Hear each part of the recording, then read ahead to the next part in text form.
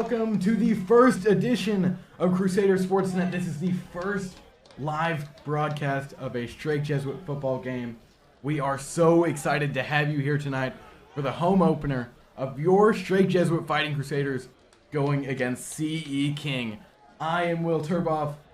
My color commentator with me is Diego Sanchez, and we are so ready for this game, aren't we, Diego? Oh, I'm excited, Will. We're going to see a lot of unanswered questions. I know the players have been dying to play, ever since this entire break because of the virus situation. The games have been delayed, but man, they've been practicing hard for this state. They've been training, and now finally they get to show what all that practice has been working towards. And even before COVID, there was a huge change for Strake Jesuit football. With the realignment, some teams moving down to 5A or even lower, and some teams, like Shadow Creek, who is now in the same division as Strake Jesuit. If you are not familiar with Shadow Creek, please get familiar. They are a crazy team. They came off from Manville, who has always had a great program, and they just won 5A state championship. Strake Jesuit will be playing them in just a few weeks. We are ready to have that game on Crusader Sports Network as well. Oh yeah, well, it's going to be a tough one for sure for the Crusaders, and it's going to really be a test to see if the Crusaders can fight with the big dogs. But yeah, Shadow Creek really surprising a lot of people last season, and be on the lookout for them to repeat. And now you may notice that this is not a traditional Strake Jesuit home opener or opener at all. Not just because of the COVID-19 situation, but we are not playing St. Thomas. The St. Thomas rivalry football game has ended as of last year, and we are now playing CE King, and we are just about ready to get kickoff going. But first, before we start, I just would like to thank all of the administrators at Strake Jesuit for making this possible. We have a limited amount of students and fans and parents of the players. We're trying to keep it as small as possible so all of you can enjoy it here on Crusader Sports Network. Now CE King is going to kick this one off. Let's go. Short kick there. Strake Jesuit recovers right around the 20-yard line, and it looks like it was a fair catch there. There's a flag on the play. Yeah, the call on the field is actually going to be a fair catch, Will. I think he signaled for it when he was returning. That was a number 22, Lance Saison, senior defensive back. But now we see the Jesuit offense getting ready to march on the field, and the biggest question mark surrounding this entire offseason and this season is Connor O'Hara. He's replacing William Dickinson at the quarterback position, and nobody knows how this is going to go. We saw he was injured the entirety of the last season, and he's going to get his first start right here. This is his first offensive drive as a Jesuit Crusader starter. Right, we're really excited to see O'Hara at the quarterback position. We know generally Coach Kubiak likes to have senior quarterbacks, and this first play is going to be a pass. And he's going all the way down the field.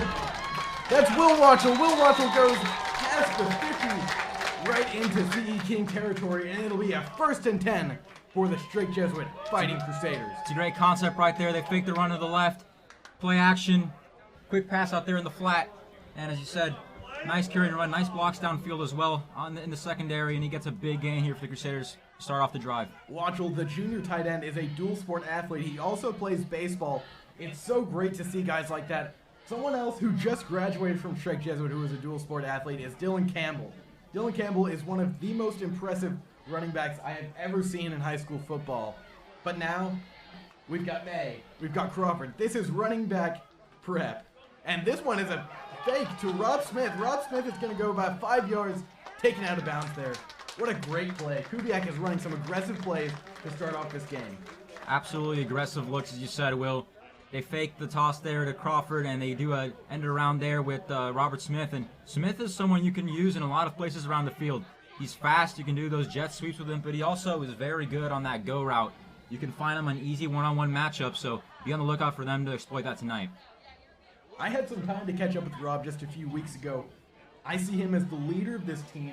He is one of the captains, but just in practice, he's a great overall leader, and that'll be a pass right there by O'Hara to Joe Crawford. Joe Crawford goes for about 5 yards there. Both passes are pretty short right there. You see they were running a little screen to him, waiting for that little dump off. But yeah, Jesuit is overutilizing these backs right now. Let's see if they can get the receivers into the mix here. This is going to be third down. It's going to be very short. They're going to say 3rd and 1. We'll see. Maybe they'll go for a run play here. Not a lot of run plays. It looks like Coach Kubiak is trying to drop some trick plays, maybe to get this D King. Yeah, but watch out of this I formation. Could be a run right to the middle. Let's see if the blocking is there for him. Another run by Crawford. He is running, and he gets the first down. Nice run by Joe Crawford there, the junior. He has been waiting 2 years to get this starting spot. I've seen this guy grind since my freshman year. He is a great overall talent. He's so smart, and we're excited to see what he can do on the varsity squad this year. That's a great run by Crawford up the B gap, but an even better hit by number 15, Will Hicks. Absolutely laid him out, but Crawford was able to maintain possession, and luckily they didn't give up a fumble right there. I formation again here. O'Hara looking real comfortable out there after a year of not playing, I will have to say. He's definitely getting into his rhythm here. Let's see if he can keep it up. Another play action pass. Let's see if he can get rid of it. Pass down the field. It looked like there was a little bit of contact there. Yeah, there's a penalty flag out there, Will. It's going to be pass interference. Will Taylor right there got some contact, and Strake Jesuit is going to go almost all the way down the field. They're going to run some end zone plays and try to get on the board for the first time in the 2020 season. This is a commanding drive right here. I love the aggressive play calling from Clay Kubiak. He's going right at them with these very aggressive schemes, and it's paying off so far. But actually the officials are talking over the call right here. There was indeed some contact, but right in the high school game, you don't see a lot of PI no, not at all. calls, and it looks like they're not going to award one right here.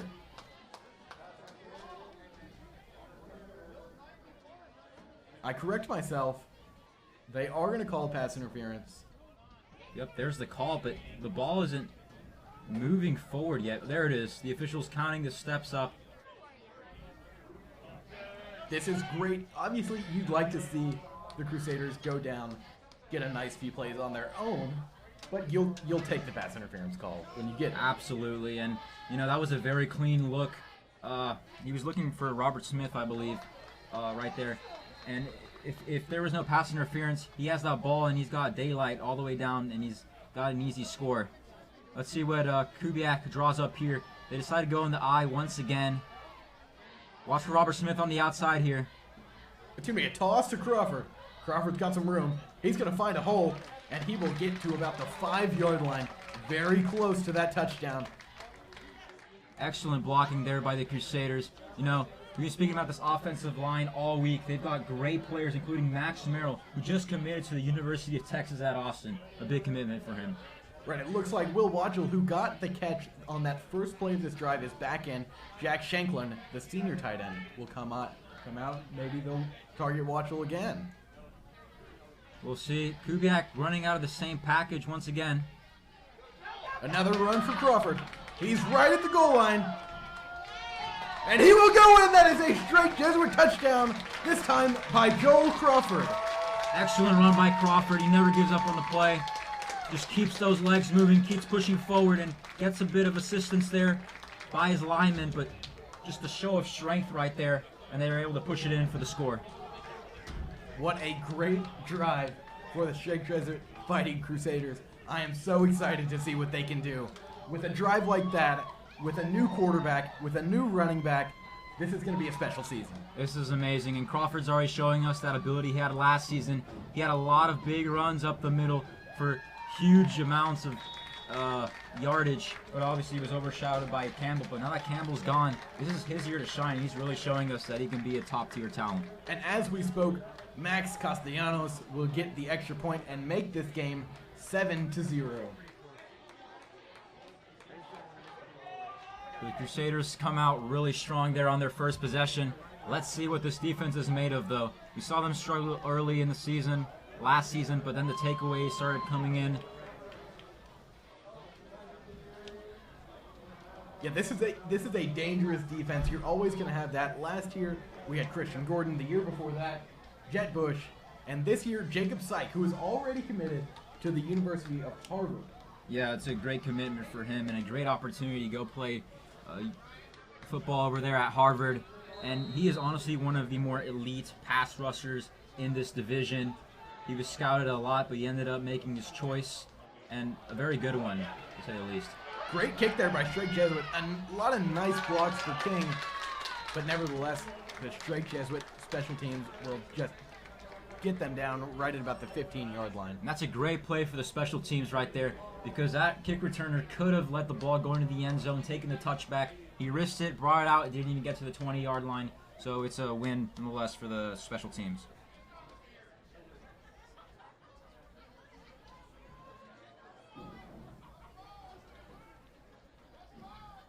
So let's see this King offense right now, led by their senior quarterback, Cameron Kinchin. He had a great week last week. Tell me about that, Diego. Amazing week there by Kinchin. You know, he was an elite player. He had actually 2 rushing touchdowns, so he's a threat on the air and on the ground. Passed for 148 yards, threw a pick, but had a 66-yard bomb to really seal a ginormous win against Cy Falls. 51-3 was the margin of victory.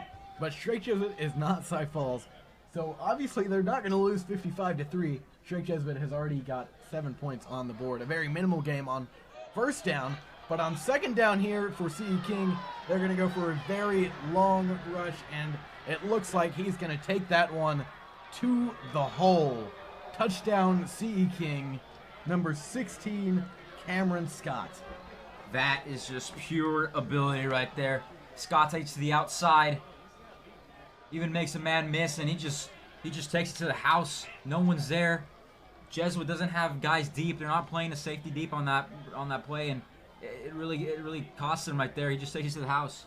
Pardon me, that was Jarrell Wembley, who had a great week last week, just like the quarterback, Cameron Kinchin. Man, Wembley was just an absolute stud last week. He ran for 154 yards on 18 carries, and he had 2 rushing touchdowns. Be on the lookout for him tonight. And man, he just showed us his ability on that rushing touchdown. And the PAT is good for CE King, so very early in this game, we are back to square one, tied 7-7. Swift response here by the King offense, and we were talking about this in the week leading up to the game. King's rushing is elite.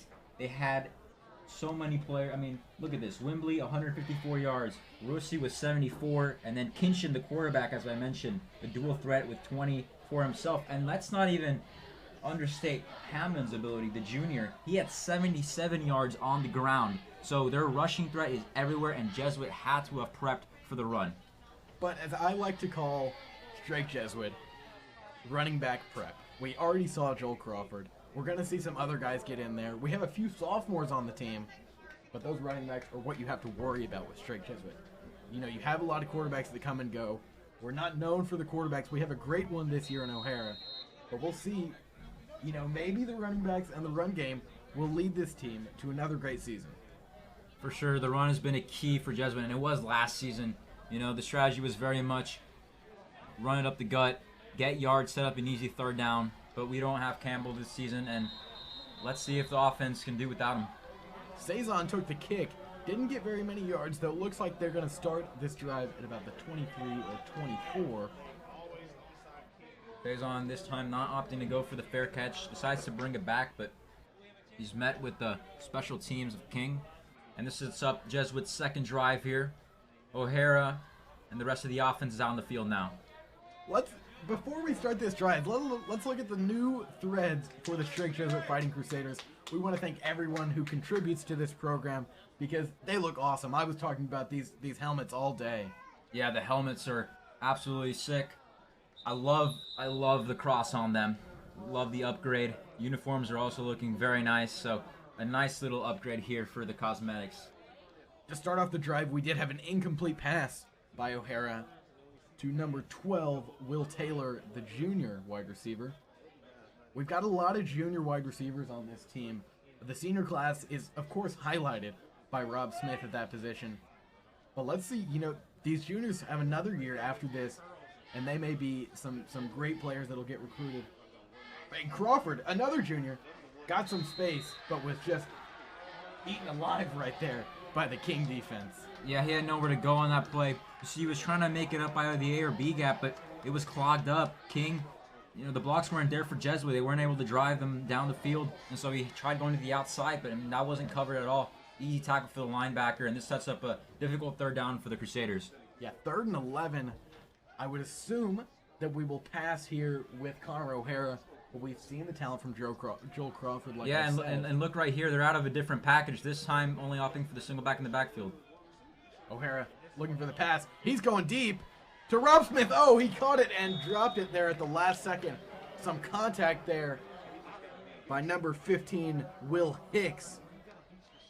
So this is going to be a 3-and-out for the Straight Jesuit Fighting Crusaders. But they're going to look to go and get another touchdown on this next drive. Maybe get a takeaway. It was a great play design there. You got Robert Smith throwing the post. I mean, it's so unlucky. He had it in his fingertips, but it was great defending there by the defensive back to just give enough pressure for Smith not to catch the ball. But as you said, let's see if this defense could respond after giving up that huge touchdown in the last drive. A great run, and this one is going to be recovered by Straight Jesuit. Let's wait for the call. I think he has it, Will. He's got it. What a great punt recovery by the Straight Jesuit Fighting Crusaders. And just like that, like I said, they get the takeaway, and Connor O'Hara and the Straight Jesuit Fighting Crusaders will be back on offense. Wow, that is a huge misplay there by the King kick returner. He had in his hands, he even called for the fair catch, but man, the rust is showing. Right off his pads and onto the ground the ball goes, and the Crusaders recover it. They're on the recovery swiftly, and here they come again. O'Hara's got a second try. As that punt was in orbit, I was thinking, man, that was just such a great punt. It was so far up, and, obviously it came out in their favor. O'Hara with the audible here. The offense is more spread out on this play. Crawford with the run. He finds a hole, and he almost gets the first down there. It looks like it'll be about a 2nd and 4 or 2nd and 5. Already in King territory. I think they're going to get another touchdown on this one. It's interesting how they're using Joel Crawford as the main back to push it in right through the middle, but I'd like to see more of Alex May as well. He's a really strong runner, really fast. You could do a lot of pitch plays or toss plays with him. I'd like to see him getting on the action. It seems like Crawford has been in every single play. We're very excited to see what he can do. I see you got a nice shot of us there a second ago, but we're back to the action. Another handoff to Crawford.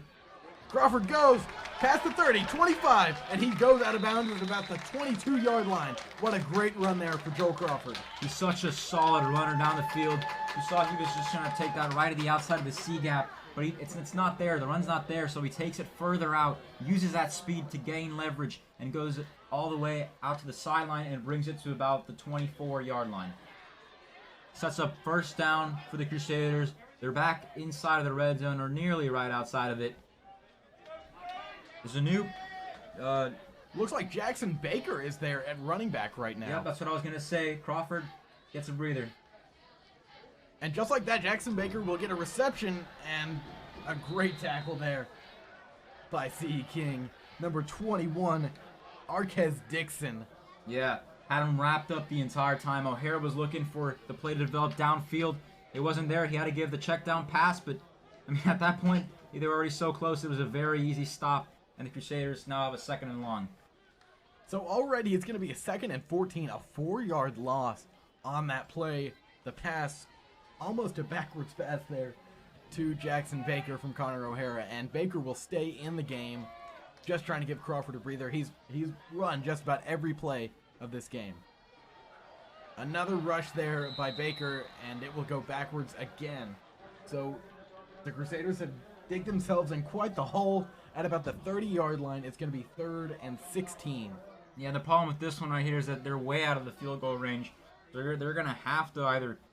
I'm guessing they're going to do an aggressive pass here. You see Crawford checks back into the game. Let's see what Kubiak opts to do here. If I was him, I'd have him taking a shot to the end zone with Robert Smith. You see the quick substitution there. Holden Maples running onto the field. Let's see what they do here. Maples is a very fast, elusive guy. We'll see what he can do. Timeout, actually. But Kubiak wants to think about him more. He doesn't like what he sees. And that's Jesuit's first timeout. And with that, we will be right back just in a second here to bring you some more Straight Jesuit Fighting Crusaders football action.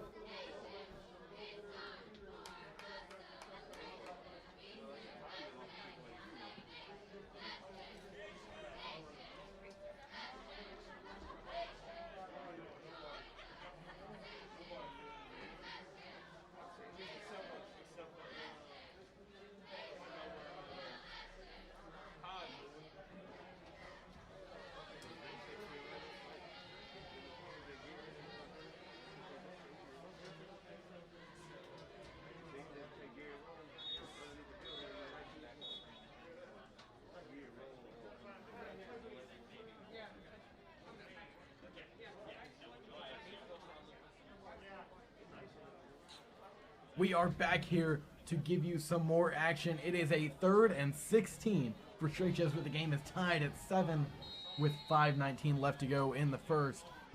Empty back set. O'Hara will pass it to Watchell. Watchell's going to run. He fumbled the ball, and it looks like this one may have been recovered by King. And in fact, that is a fumble recovery. The second one of the game. One from each team now in this first quarter. So just like that, CE King will take over. Yeah, 2 big turnovers by both sides now. Man, that one, anyways, it was going to be, not an easy 4th down. If they wanted to kick it, it's kind of a long field goal. But, man, you can't give those turnovers up. And I think O'Hara was trying to go for a further pass, but the line just didn't hold. He had to dump it off to the tight end, and yeah, the play didn't go the way they had drawn it up in the timeout. Unfortunately, it's just one of those situations where there's no room. You've got to make a short pass like that, and now we will see the CE King offense take over. Number 23 there, DK Hammond. As you said, Hammond is a great back. They have a lot of depth at this position. Talk more about him. Yeah, I mean, he ran for 77 yards last game. You split the carries with Wembley, as we're talking about. 18 for Wembley, 15 for Hammond. So pretty even. He did run for a touchdown. So they have 2 backs they can run out of. And they run out of this little formation where it's a little bit of an option. You got the quarterback here. Where's he going to hand it? Left, right. You got to make the defense think on their toes. Another run there by CE King. This one not as successful. They keep in Hammond. Couldn't quite get as good of a play there. Yeah, but it sets up 3rd and short here for King. As you were talking about, they have this dual threat running, and especially on 3rd down, it can be so lethal. You see the Crusaders are stacking the box here. Only one one-on-one man coverage matchup right there. Oh, looked like they almost caught him off, and they're going to call the offsides. And what a great play there. Nope. They're going to call it incomplete. Would have been a great play. Wow. By that CE King wide receiver. I said it will.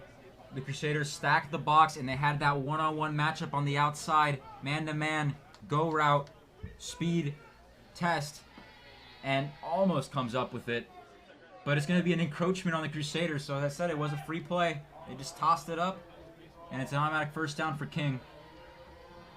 I think that one would have been on SportsCenter. What an incredible catch that would have been. Almost came up with it. But regardless, King gets the 1st down. And they're running out of this option formation again. Similar to the Baltimore Ravens. You've seen them running that a lot recently.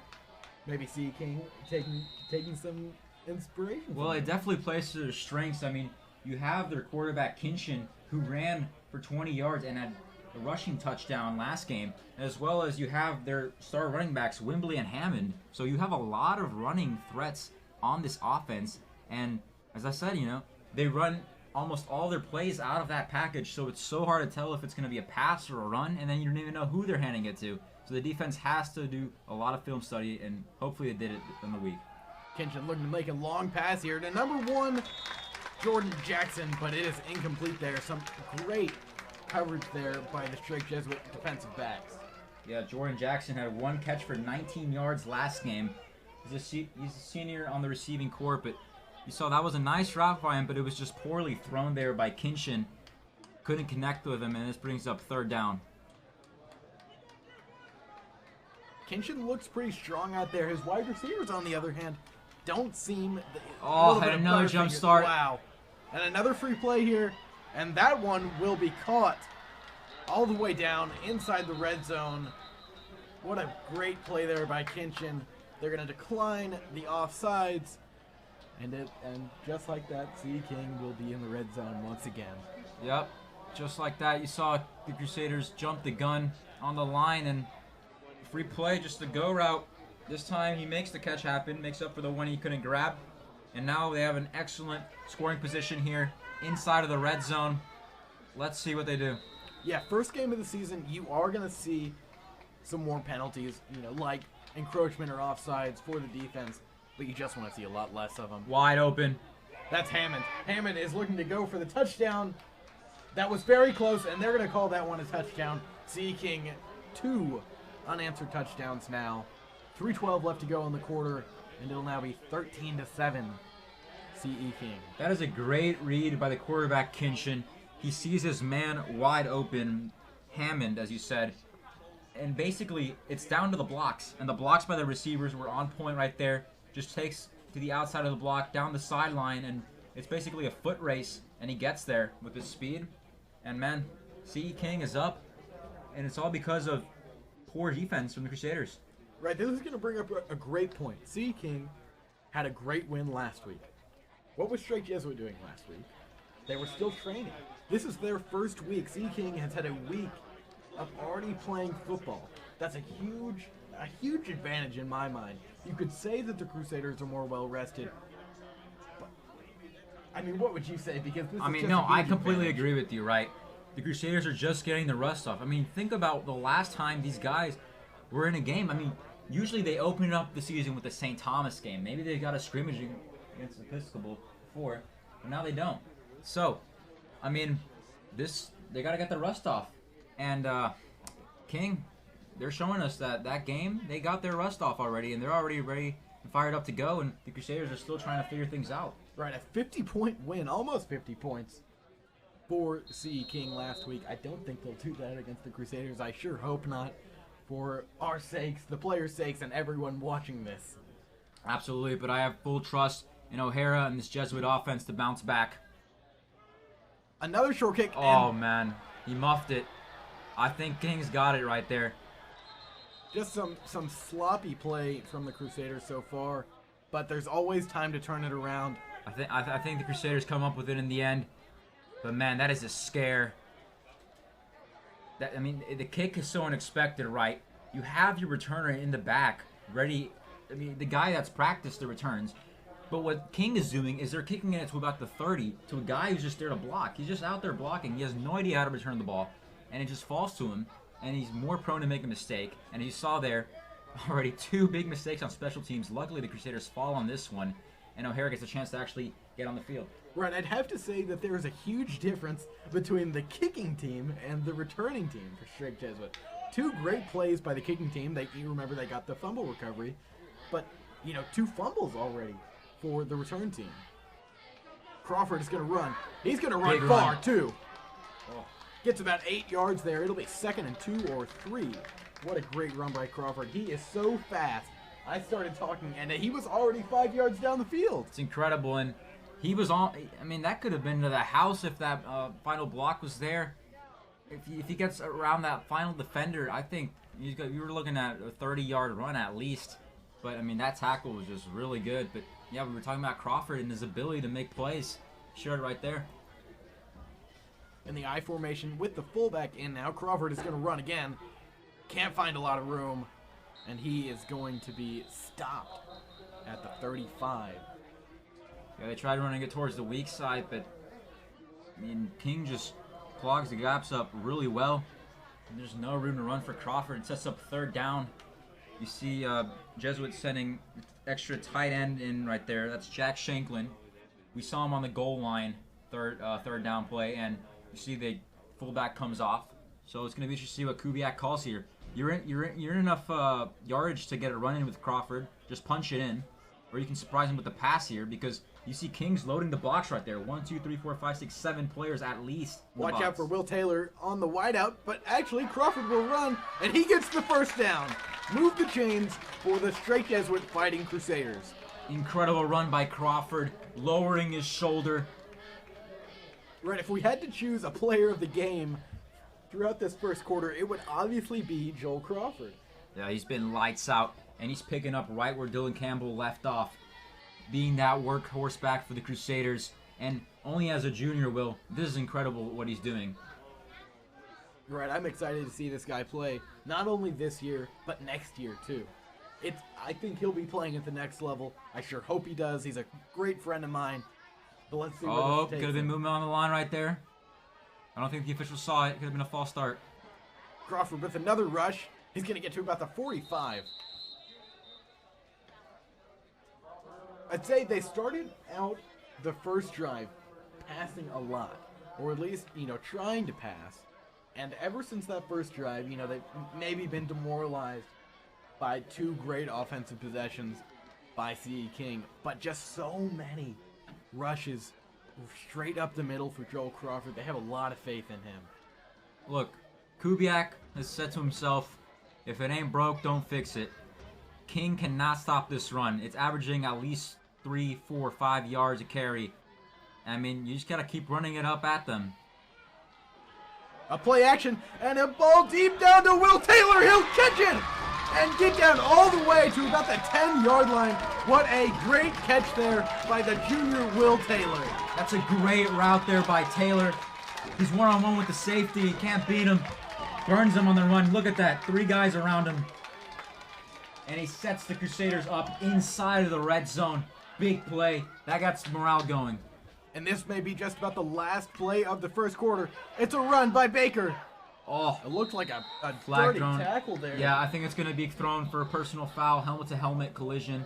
They really want to limit those. You really hate to see that in high school. These guys are full-time students and part-time players, so you always want to put their head and their body in front of everything. Absolutely. Looks like there's still 20 seconds left in the first quarter. We'll wait on the call here.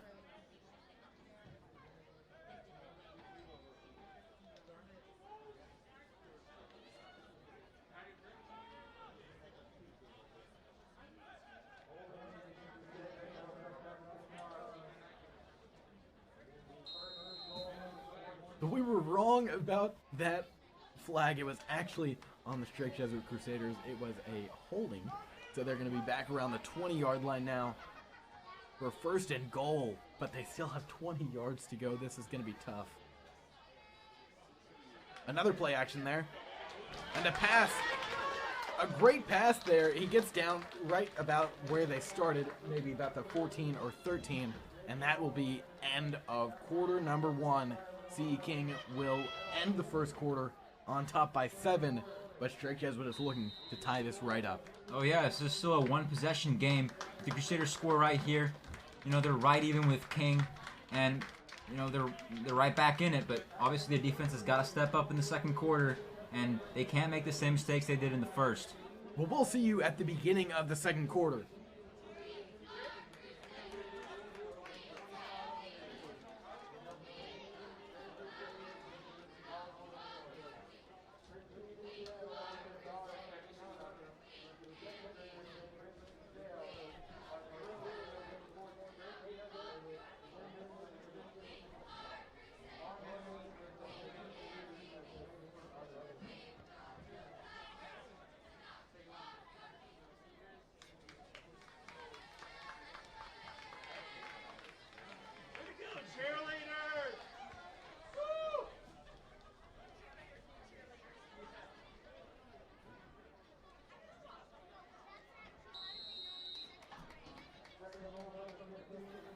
Welcome back to this presentation of Crusader Sports Network. I'm Will Turboff.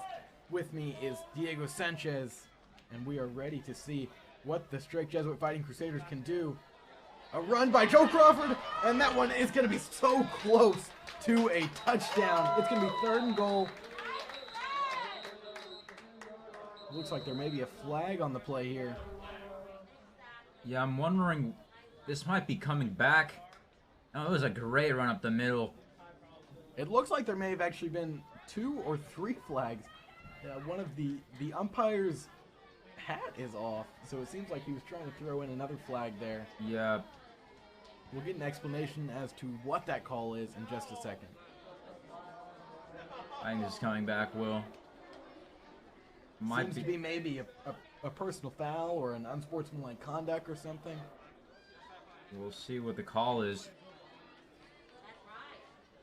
The official's still conversing about it on the sideline. If you're just joining us, King had a very powerful 2 opening drives, able to get up on the board, but the Crusaders also had a very strong opening drive, but after a couple of mistakes, fell back, but here's their chance to tie it up.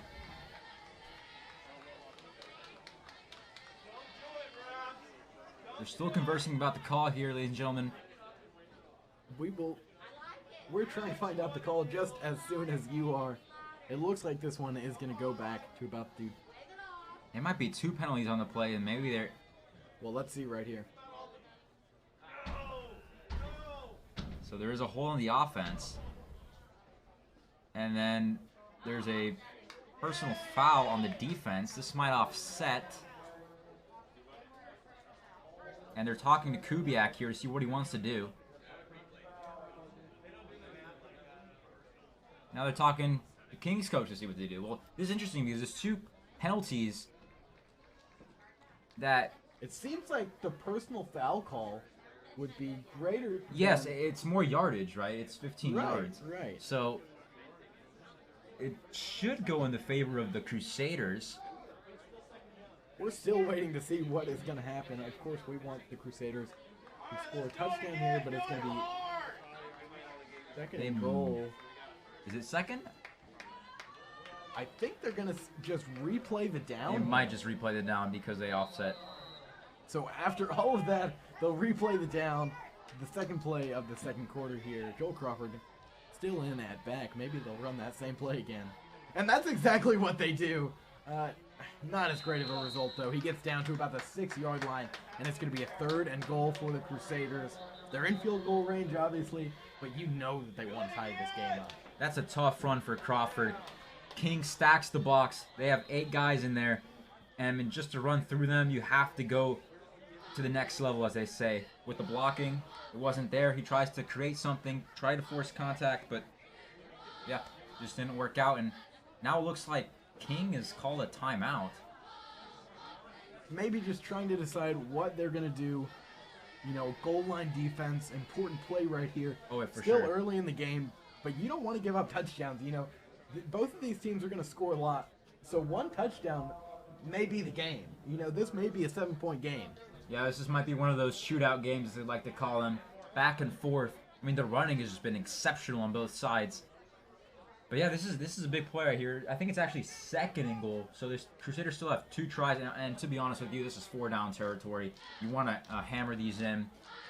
But yeah, I mean, King's got to take the time. They got to stop the run because they haven't been able to all night long. And Kubiak's just going to keep running with Crawford. I would have to agree. This is 4-down territory. He was aggressive in that first drive. We'll see if he's as aggressive if this doesn't work out right here.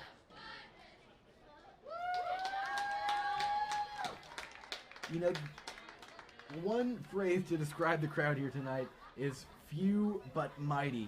There are just a few parents here and just a few of, you know, straight Jesuit students and St. Agnes students and the cheerleaders, but they are sure making a lot of noise. It feels like a packed house here. And that one's going to be another rush for Joel Crawford. He will not get in. So it's going to be third and goal. It looks like the 3 or 4 now. I mean, they're inching closer and closer, but it's working. At this rate, as I said, 4 downs in football. And, I mean, one of them's got to go in, right? I doubt they go for a pass play here. The safest bet is just to run it up with Crawford and get a goal line score, but they could definitely throw King off guard if they go for a quick pass. Right, personally, I think you would much rather, you know, pass up the field goal, get this 4th down, and maybe get a safety. We've got some great defensive ends, but let's see what the Crusaders decide to do. Taylor in motion, and there's going to be a flag. Oh, man, this might be a false start. And that's exactly what it is. So the Crusaders will go back 5 yards. Wow, that is huge. That was 3rd down and like 2 yards to go, and now this sets them all the way back to the 8-yard line. Not surprised if the play changes here. Yeah, I think you're going to have to maybe pass here. You know, Rob Smith hasn't seen a lot of targets yet. And we're already deep into this first half. So let's see if that's what they do. Nope, Taylor in motion same again. play. It's going to be a pass. He's looking. No. That is Thomas Jewitt. No. Oh, they're going to say incomplete. He drops it. He just drops it. Oh, boy. What a close play there for the Strike Jesuit Fighting Wow. Crusaders. And yep, here comes the field goal unit. So, I mean, penalties, penalties, penalties. What else can I say? The Crusaders were knocking on the door. They were right at the cusp. And just like that, a false start sets them back. They got to go for a risky pass on third down. And to their credit, it almost works. Just couldn't come down with it. And now they got to settle for the field goal. They've got faith in They're back down. Castellanos, and I think he's going to make this one pretty close. Let's see what he can do. I mean, this is a chip shot considering his range. Should be able to make this one. And that one will be good. So this is now a 14-10 game. Sea King still leading, but a nice drive nevertheless for Strike Jesuit. It's a solid drive, and it's all set up on a big mistake by King. But, I mean, you take those, and now the Crusaders are down to a one-possession game. Obviously, the defense has to do their part now. Right, I think if they can get another score in this first half, they're going to go into the locker room still feeling like, you know, almost like they're the aggressors. Because it feels like that's what they are. They've got these long, methodical drives. They're making the Sea King defense stay out there for a long time. For sure, and yeah, it's going to come down to defense. Defense wins championships. It's going to be the case here tonight. They've got to stop the run. Right, we said this one there may be a lot of points scored in this game, so defense means more than anything in games like this. And King is going to go for a long return. Here. What a rush. Don. Wow. Wow. Cameron Scott takes it all the way to the end zone for a touchdown. It was a one-possession game for what, about 6 seconds. Strike Jesuit is going to have to come back with another great possession. It's now 20-10. Sea King is leading away from home. Man, the blocks were just there. They were there, and no one got off of him. He's fast, and he just takes it down. Just poor special teams from the Crusaders tonight. I don't know if it's really poor special teams from the Crusaders, as it is just amazing special teams. True. From Sea King. Just some great plays from them tonight. I mean, to their credit, they did get that one fumble recovery. But, I mean, yeah, you just can't let a kickoff return happen, especially when you want to have a tight game, when it's up to the defense, you know, to maybe give the offense the chance to retake the lead. And you see right here, they come up with this play, and now King is up, and the offense got to step up even more. And the field goal will be good, 21-10, with just over 10 minutes left to go in the second half. But this is Crusader Sports Network, so we will never count out the Strike Jesuit Fighting Crusaders. Absolutely not. And the Crusaders are known to be clutch. We've had so many games where we've been down by so much, and we managed to fight back because we always do. I mean, clutch time, crunch time now for O'Hara. His first game as a starter, and he's got to show to us what he's made of. When you're down, you know, the mentality changes, and you've got to fight back even harder. Right, it's still early in the second quarter, but we know that O'Hara has to have a sense of urgency out there. If he doesn't, they're just going to dig themselves in a deeper hole. Yeah, for sure. And the Crusaders have to mount a response. I mean, the offense has been pretty good so far, you know, except that one stop down there in the red zone. But, yep, let's see what they can do. I'd love to see more passing, to be honest. I feel like King is relying too much on stacking the box. And another short kick here. This will be Smith. He's going to take the fair catch, and it'll be at about the 31-yard line. So O'Hara and the Strike Jesuit offense looks to take over, this time bring it in for 6. Yep.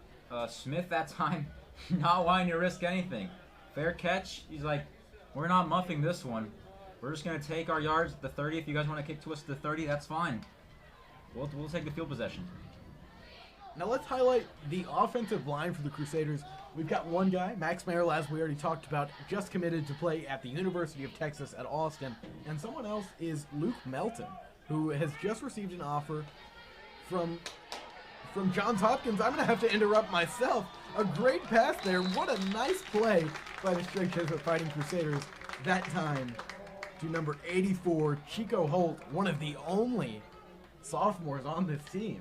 I'm loving the diversity in the tight end department. We're using so many players. I mean, you saw Holt on that one, but I think we've had 3 different tight ends check into the game. So a lot of different looks. Yeah, a lot of catches for Jesuit. He was the one that almost got that touchdown on the last possession. This time maybe looking for some redemption. That one was almost caught by Will Taylor there. Just not a great throw by O'Hara, but you know he'll look to come back on 3rd down. Yeah, it's rare to see him make one of those mistakes. He got his foot planted. He's got the look he wants. He overshoots him. I think he overestimates how fast the route was going to be run. And I mean, that was a free play. That's basically a 1st down, and now you set yourself to 2nd and long.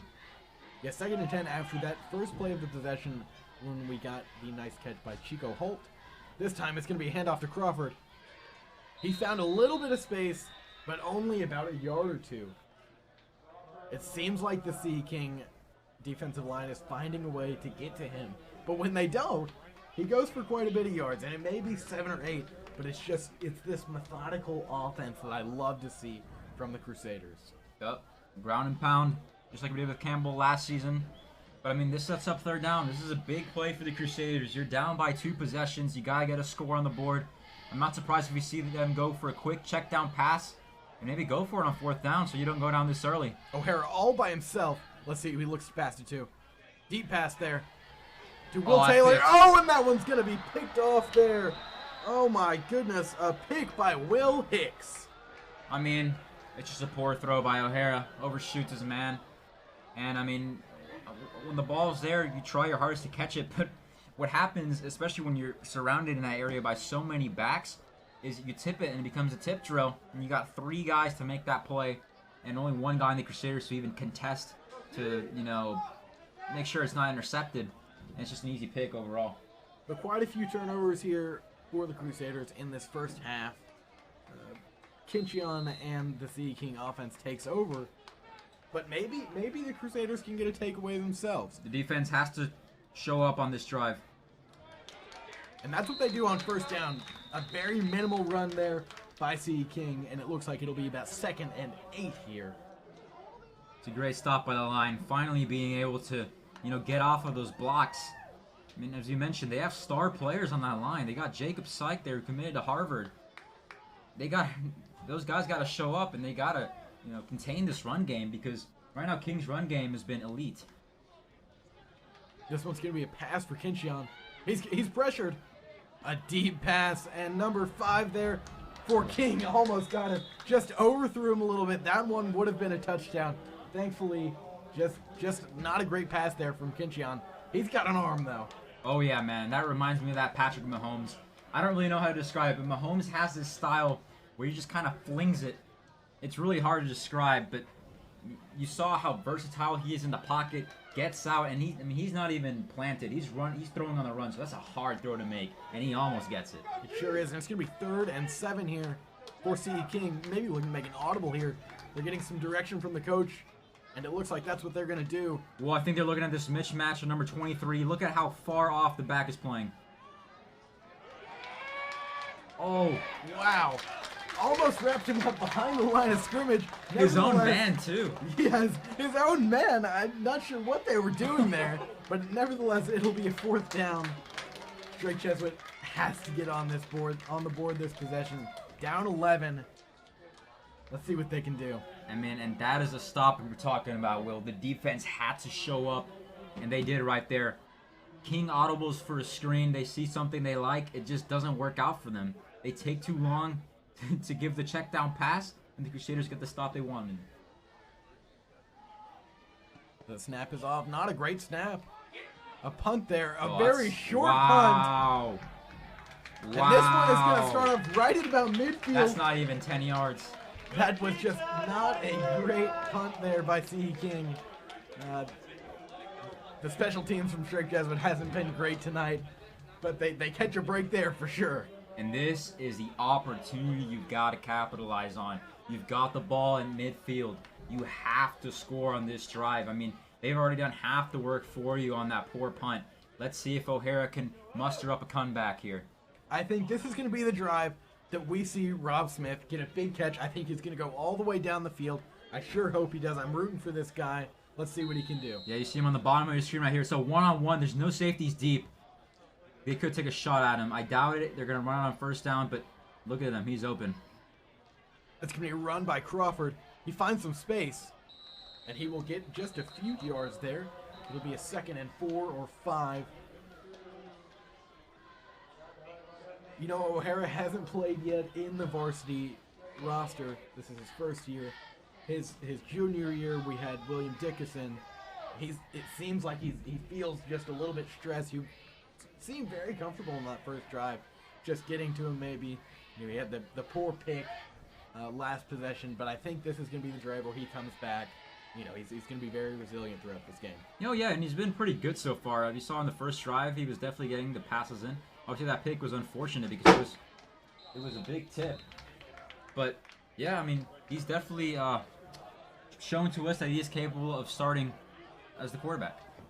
And another great rush there by Joel Crawford. This is going to be a very short 3rd down. They may run the same play again. And right now it looks like Chico Holt, who had that great catch on the last possession, is back in. Maybe they'll run a play with him. Maybe another pass just like that. Yep, I'm loving these tight end plays that Kubiak has drawn up. Oh my gosh, that's a mismatch. Okay, never mind. They got the matchup now. Robert Smith, man-on-man on the right side of your screen. It's going to be another rush for Crawford. And it looks like he gets the first down. They're going to check where the ball is. I think and wow, they're going to have to first move down. the chains for Drake Jesuit. That's a great run by Crawford. You know, it's kind of like that goal line score he had. He just keeps those feet moving, keeps, breaking through the contact, showing us his physicality, and he gets the first down. He fights for it because it wasn't there in the first place. Yeah, generally, the running back on the varsity team is the heart and soul of the Strike Jesuit football program. Last year, as we said, it was Dylan Campbell. The year before, it was Michael Wiley, who is now playing for Arizona. It may be Joel Crawford for the next 2 years. And it looks like Thomas Jewett there almost got the catch. Some great defense right there by C. King, but it's going to be 2nd and 10. Yeah, I'm not really sure about that one. I mean, they load up the left side with 2 tight ends, and then they run a play action, and that basically leaves the end open with a one-on-one with O'Hara. That's obviously what they want, but he gets in O'Hara's face way too fast, and he can't deliver the pass that he wants to the tight end.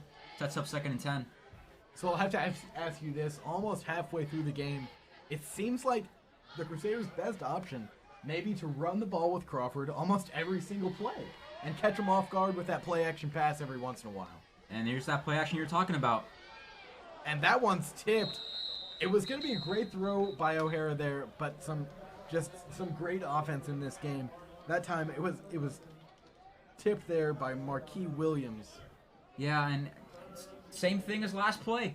Jez was trying to run that play action. They're trying to throw King off guard, but there's no protection. That end is sprinting at O'Hara. O'Hara has no time to react whatsoever, and he's just gotta throw it out or he's sacked.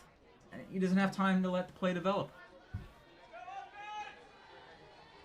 I think our offensive line coach, Coach Clemens, is going to have to talk with that line because they have not played great in this first half. Nevertheless, it looks like, who's guessing? Joel Crawford with a great run there. It'll be a Strike Jesuit first down. Move the chains.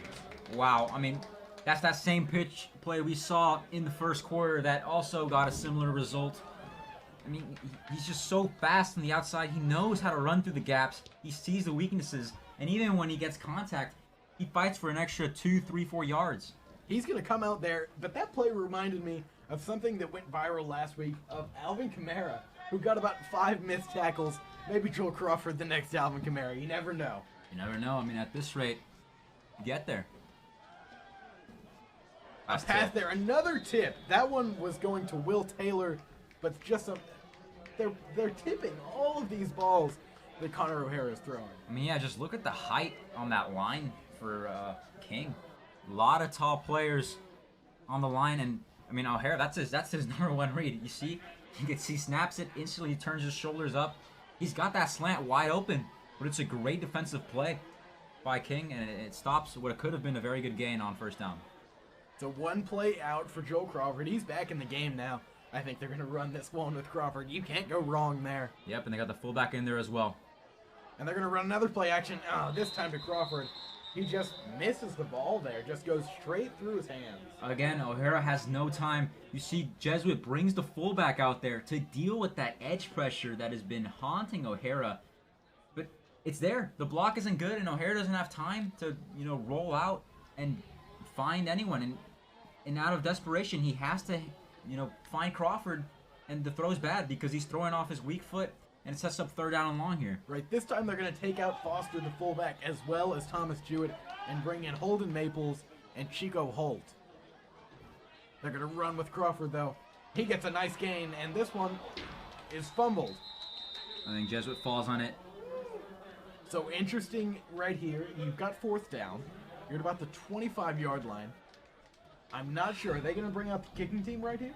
I don't know what Castellanos' range is. This might be 4-down territory. And it looks like that's exactly what they're going to do. They're going to stay on for 4th and 9. I mean, it's honestly worth it here, Will. If you punt it, it's honestly going to be a touchback. It's 5 yards away from where you are right now. You might as well risk it here, and if worst comes to worst, the turnover on downs. Look at King loading the box, bringing a lot of pressure. It's got to be a pass to the outside. And that's exactly what it is. Robert Smith open. Touchdown! Straight Jesuit. There we go. Rob Smith, just like I said, was going to get a great catch on this drive. What a play by Robert Smith. I said it. King is loading the box. They're expecting a run from Crawford. What do? Take that 50-50 with your best receiver. As you said, the spirit head of this team. And Smith is hyped. Look at him on the sideline right now. He loves to celebrate, I'll tell you that. That is a great route by Smith. Wide open in the end zone. And he makes a difficult grab with 2 defenders on him. And the Crusaders are back in this one. A one-possession game. And man, think about this. The defense gets a stop, and you got a quick 2-minute drill with O'Hara to at least get a field goal and put this game even closer.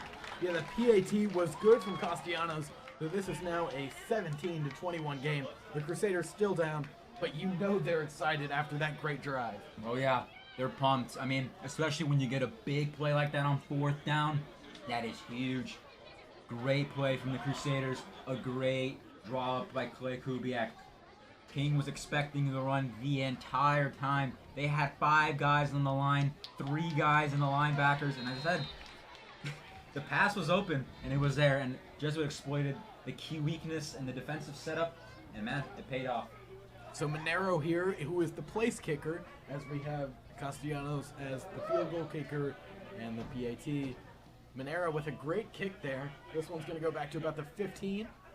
King is going to take it past the 25, past the 30, to about the 31-yard line. And a little bit of a scuffle there. Yeah, that thing's getting a bit chippy out there. I mean, high-scoring game in the second quarter. You know these guys, both of these teams want to win so bad. Oh yeah, these offenses are on fire right now. The defense, as I said, they stepped up last drive, but let's see if they can replicate it. And as I was saying about like a minute ago, if they get this stop here, that's a 2-minute drill, 2 timeouts, very manageable for the Crusaders. And they don't get the ball to start the second half, so they're going to have to make a stop here. Right, let's see if Jacob Syke, the Harvard commit, can get anything.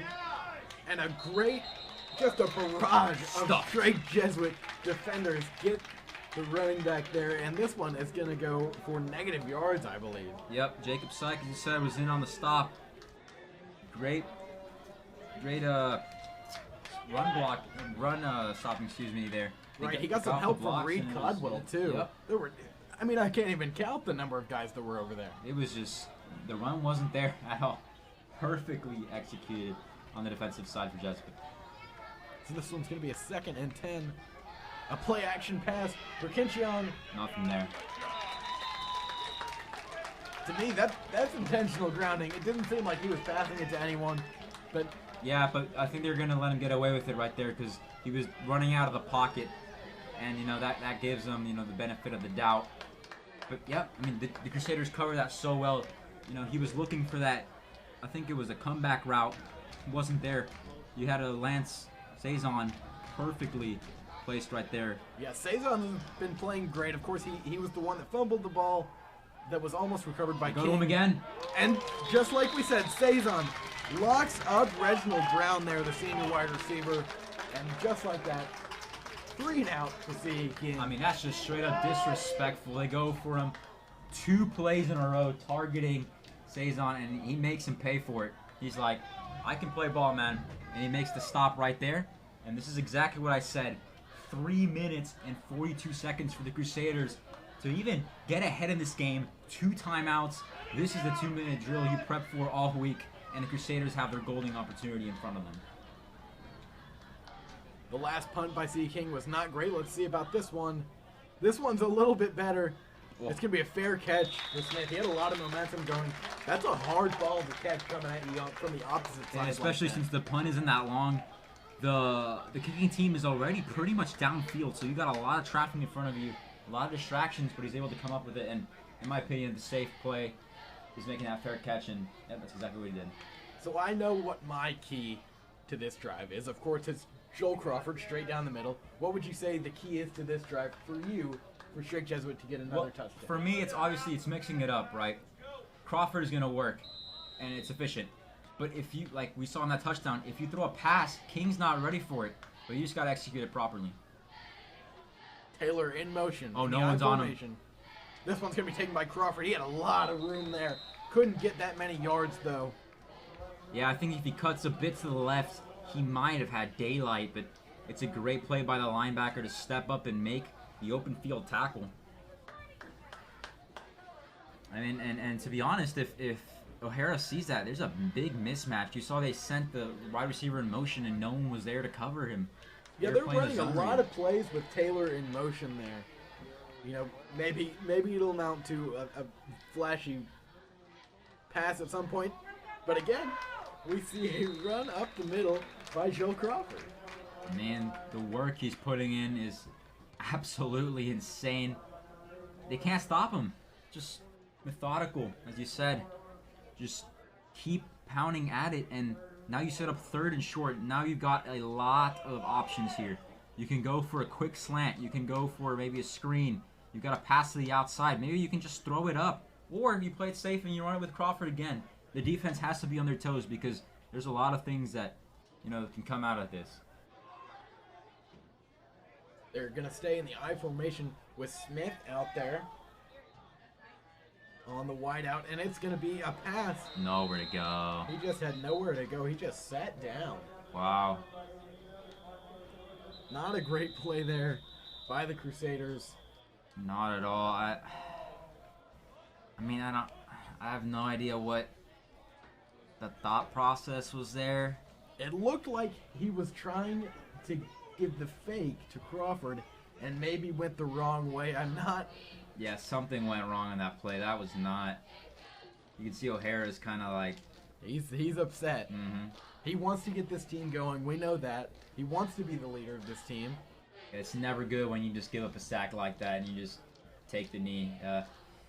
But the pressure was there. Credit to King. They got to the quarterback, and now they have the ball with 2 minutes to go and 2 timeouts. So I said the Crusaders had to capitalize. They didn't do it, and they might pay for it now unless the defense makes a big play.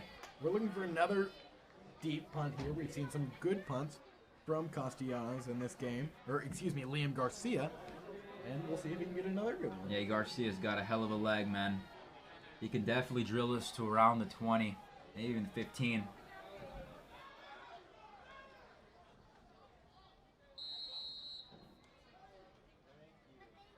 It's a good snap there. And a good punt by Garcia. It looks like this one's going to go outside at about the 30-yard line. Yeah, I didn't want to risk it. Didn't want to get a return. We already saw what King could do on their return side, so might as well kick it out of bounds when you can and force the offense to make a play. Right, so King is going to have 2 minutes and 7 seconds to try to get a touchdown here to end the half. And they get the ball back to start the second half, so if they can score right here, that would be huge for them in the rest of this game. Kincheon has looked great out there, but like you said, this is a team so focused on their running game. Yeah, for sure. I mean, we've already seen it tonight. We saw Wembley getting on the action.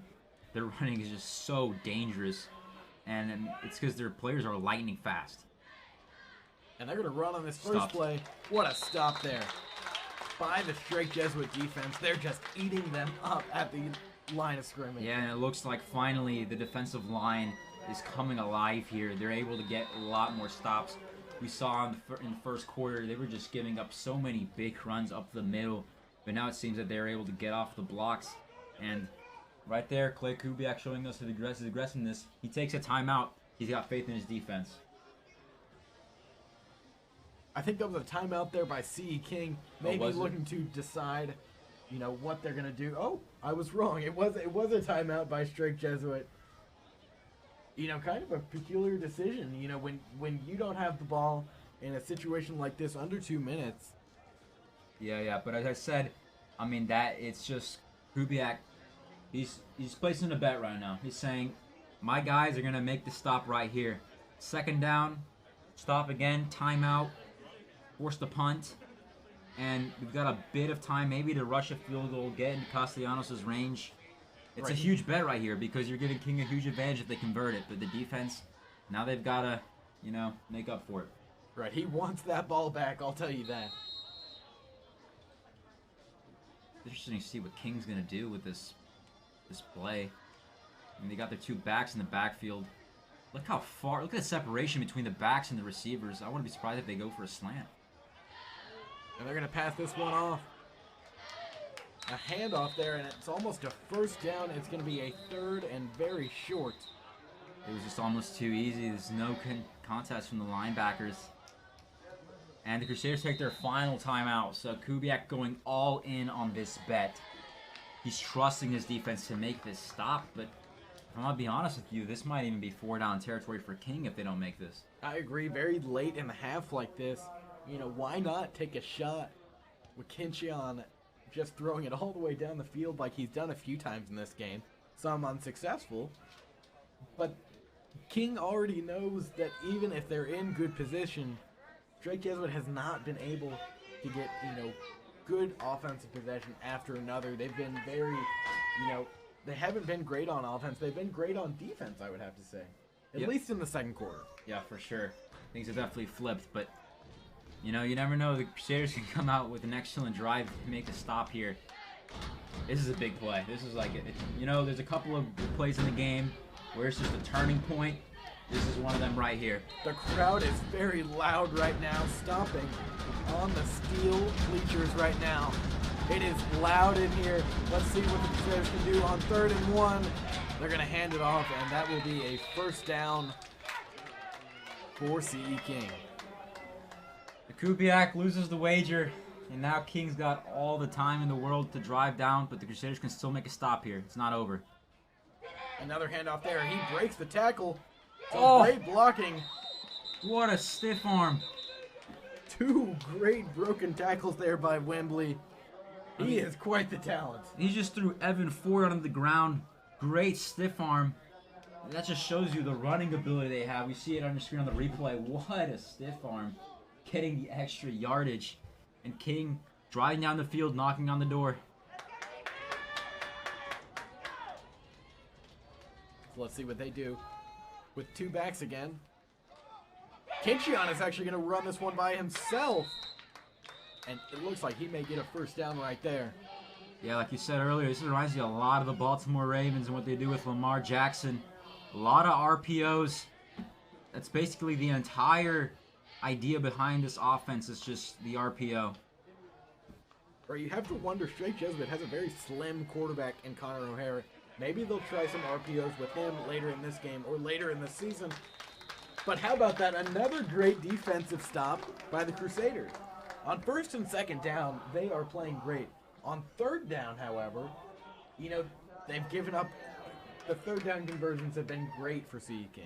Yeah, for sure. And, that's also not just the defense isn't showing up on 3rd down, but, King showing up on 3rd down with their solid running.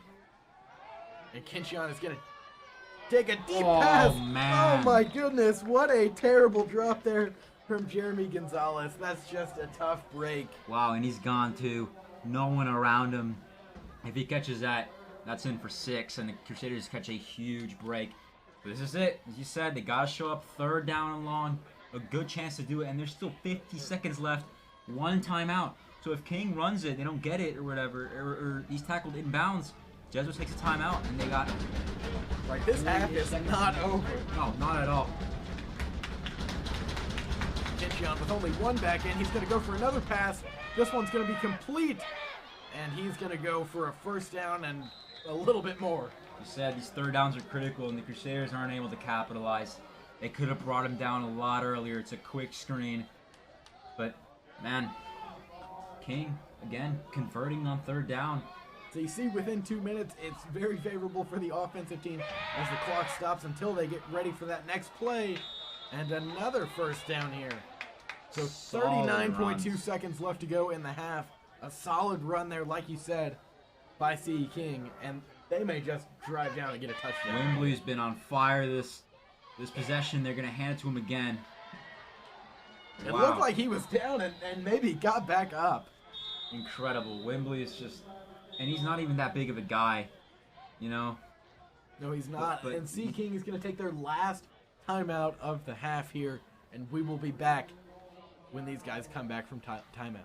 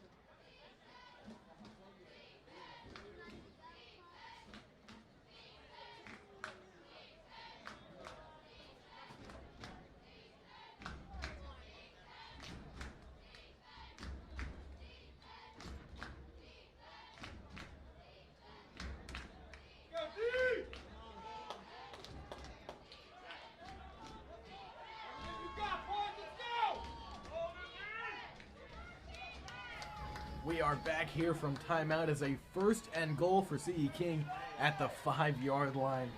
What do the Straight Jesuit Fighting Crusaders have to do to not give up a touchdown in the late stages of this half? And that's what they do, give up a touchdown in the late stage of this half. This time it is Jeremy Gonzalez. He is the one that dropped that pass earlier in the possession. Some redemption. It looks like there's an injury on the field. Yeah, let's hope he's okay. I can't make out who it is yet. It looks like whoever it is got right back up, just being checked out by the trainers. You don't want to see a guy play with an injury like that. No, absolutely not, especially this early into the season, you know.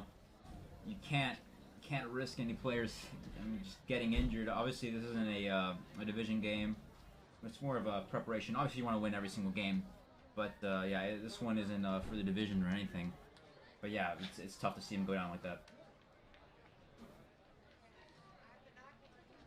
Right, we know with the realignment, some people are still unfamiliar with the divisions, but this year C. King is actually in Straight Jesuit's decision. That's on me.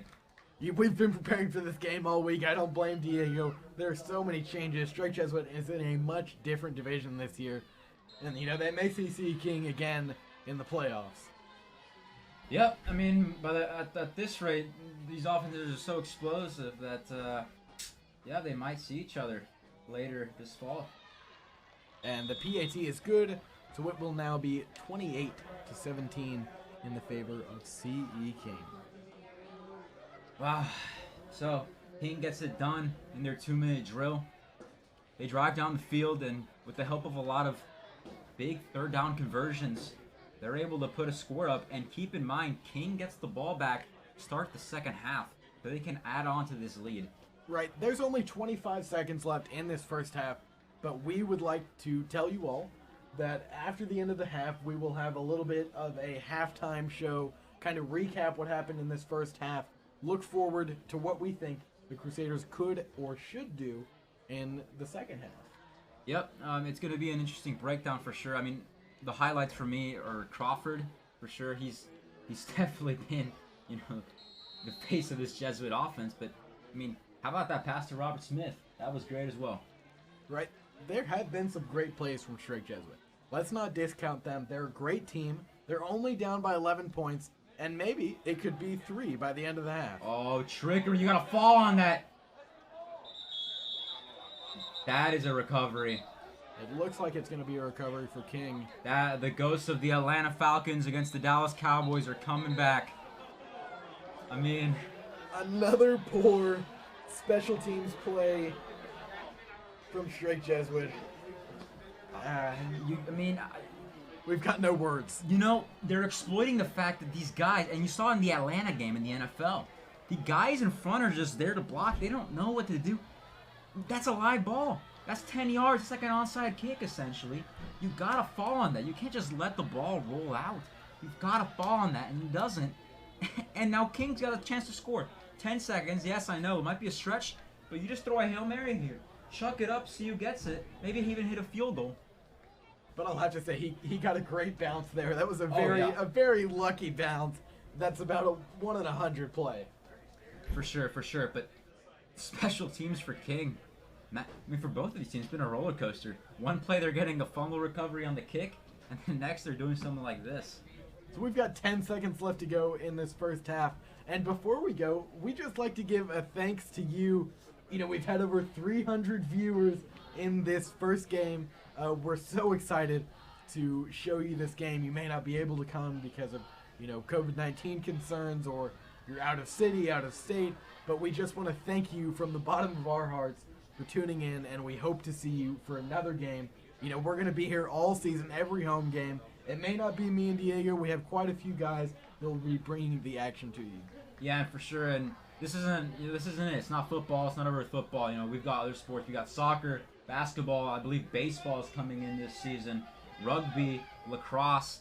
Everything Jesuit is going to be here on the Crusader Sports Network, and we're so excited to bring it to you guys. And thank you for joining us here on this beautiful evening in October. So it looks like they changed the game clock back to 25 seconds. And Kenchion runs out and gets a nice pass there to Jordan Jackson. He's going to go all the way down to about the 30-yard line.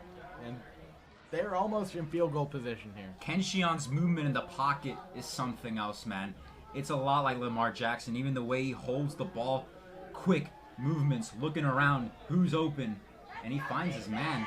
And King can add on to the score here. 16 seconds. Hit a quick slant, maybe, and you're in field goal range. Quick spike. Right, that Lamar Jackson comparison that you brought up is, I don't know if you people see it from home, but he's got the same build. He plays the same way. Looks like a timeout called here by, I would assume, by Jesuit. They got one left. Another stoppage. There have been a lot of stoppages. It seems like this has been quite the long half just because of the penalties and the timeouts. We won't complain. We love football. Man, this is a great showing, It's been so many months without seeing football, and after that sour exit in the playoffs last season, we really wanted to see what the Crusaders could do this season. And, this game hasn't disappointed. It's been full of action. As we said in the pregame, these offenses are going to be explosive, and, man, they have been so far. Right. Jesuit knocked off Beaumont Westbrook in, I believe, the second round of the playoffs last year. What a game that was, man. One of my favorites. To Clear Creek. Yeah, let's talk about that Westbrook game at halftime, because what a great performance by Dylan Campbell. And there's another flag. This might be on the Crusaders. Well, actually, it's going to be holding on the offense, so we'll try it again for 1st and 10. Or 1st and 20 this time. That's big. I'm not sure about the rules in high school, but in the NFL, that might be a runoff. It seems like they're going to run another play. Actually, still 13.6 seconds left on the clock. Yeah, they're going to call a hold here. I mean, it's still 1st down at this rate. I just want to throw a Hail Mary up. Leave it up to the receivers to make a play. Let's see what Kenchion does here. I mean, they still got the back in the backfield for some reason. He's going to pass. He fakes it there. A nice fake. And a wide open Jordan Jackson. They don't have any timeouts, though. but the clock won't start until they get in formation. Yeah, that's a big help, especially in the high school level. In the NFL, you see that doesn't happen. They can run a play, quick spike. That's what they do. 4 seconds. A spike with 3.8 seconds left. And I'm not surprised if we see their kicking team come up here. It's not that long of a field goal. Probably 30 yards. They might just go for it here, though. And I think that's exactly what they're going to do. They're getting some assistance from the coaches. It looks like they're going to stay on the field. They're definitely in field goal range, so I'm kind of surprised to see this. Yeah, they got to hurry it up, though. 14 seconds on the play clock. Even 4 seconds on the play clock. No, I mean the... Oh, yeah, they've got to get this play off pretty soon. Yeah. Kincheon, he's got a lot of pressure. He's going to try to get rid of this one. He will get it complete. Oh, my goodness. Reginald Brown got that tackle off. Almost got the touchdown. Got up to about the 10-yard line. That is going to be the end of the half. CE King up 28-17 to end this half. Now, let's just kind of break this down. What is your key to the second half for Strake Jesuit? First of all, I've been saying it all night, and I'm going to say it again. The defense has got to show up. They got to just contain this offensive firepower from King. And they got to get the offense a chance to come back, you know. It's a two-possession game. It's completely doable, but they got to stop that run. And secondly, special teams can't have as many mistakes as we've seen. So many errors that have led to scoring drives from King. I think if we fix those two things, we'll be in good shape. Now, obviously, the offense has to respond. They've been pretty good so far, but I mean, whenever they get the chance, they just gotta put it in. Right. Something that I would like to bring up is that it feels like Connor O'Hara is being pressured almost every play. He doesn't seem that comfortable out there. I would think that Coach Clemens is going to talk to the offensive line, maybe Coach Kubiak too, but they've got to get those guys in line because without the offensive line, they're just not going to be able to win this game. It's as simple as that. Absolutely. You know, we've seen they've been trying to stay away from the run and try to move into a play action, but it's not there because O'Hara doesn't have time. He can't find his guy. And yeah, that's just really pretty much been the story of the night. But before the half ends, we're going to show you a little bit of highlights, and then we will go to break.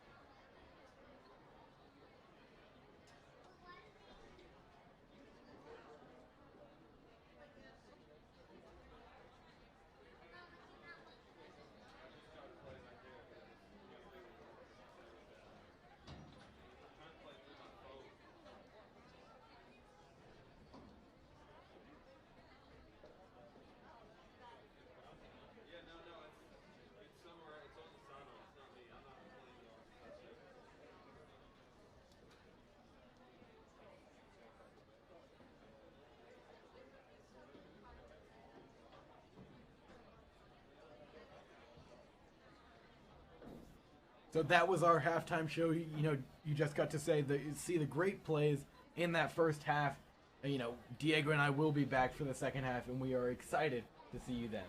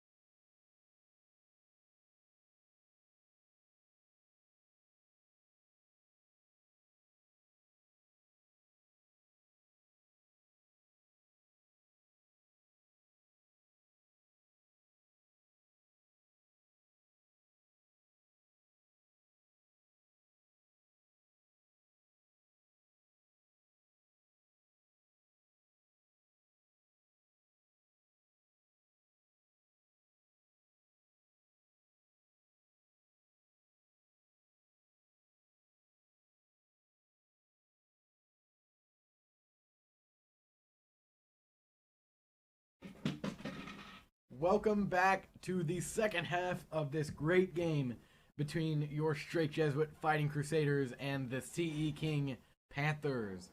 Right now the score is 28-17. The Panthers are ahead by 11, but there is still a lot of time for the Crusaders to come back. Only an 11-point lead. Yep, you said a lot of time here. This is a 2-possession game. Obviously, we're kicking it off to the Panthers to start the second half. But if the defense comes up with a quick three and out, the Crusaders can be right back in this one. Monero, who is the place kicker, maybe looking to get one of those trick kicks that C. King has done throughout this game, but he won't, and he'll get quite a long kick. Wow, that's a poor play. I'll tell you that in a second. Oh, almost a great tackle there, but C. King will end up starting this drive from about the 40-yard line, and there's a little bit of, just unsportsmanlike kind of play right there at the end by number 57. We don't like to see that. No, we want this to be not. a fair game, a very respectable game. That's just not the way the straight plays. Exactly, and the point I was trying to make earlier is if that returner lets the ball leave the field of play, it's a penalty, and they get the ball at the 40-yard line. But look at that, the return was so good, they already got there. They get the ball back. They got it back. That's why I said it was a poor play by him, because he could have just let it go out. But I mean, they got it back anyways. To start this off, it looks like Wembley is going to get a rush. Doesn't get very many yards, though. The strict Jesuit defense is going to have to clutch up all half. Yep. I mean, the runs are back. Let's see if the Crusaders got any advice from their coaches at halftime. Obviously we have Donovan Feacock as the defensive coordinator, and he probably had something to say about the run defense. He sure did. His line is actually playing great. It's just everyone else has not had a great night. And again, the defensive line, they're playing great. The run defense tonight has been amazing. Yeah, it has been. But when King catches the Crusaders off guard on some quick pass play, the secondary hasn't really been there. Sure, there's been really good plays from the secondary, such as we had Lance Saison have big moments, but for the most part, they've caught the Crusaders off guard. Now, this is a big third down right here. They can make the stop.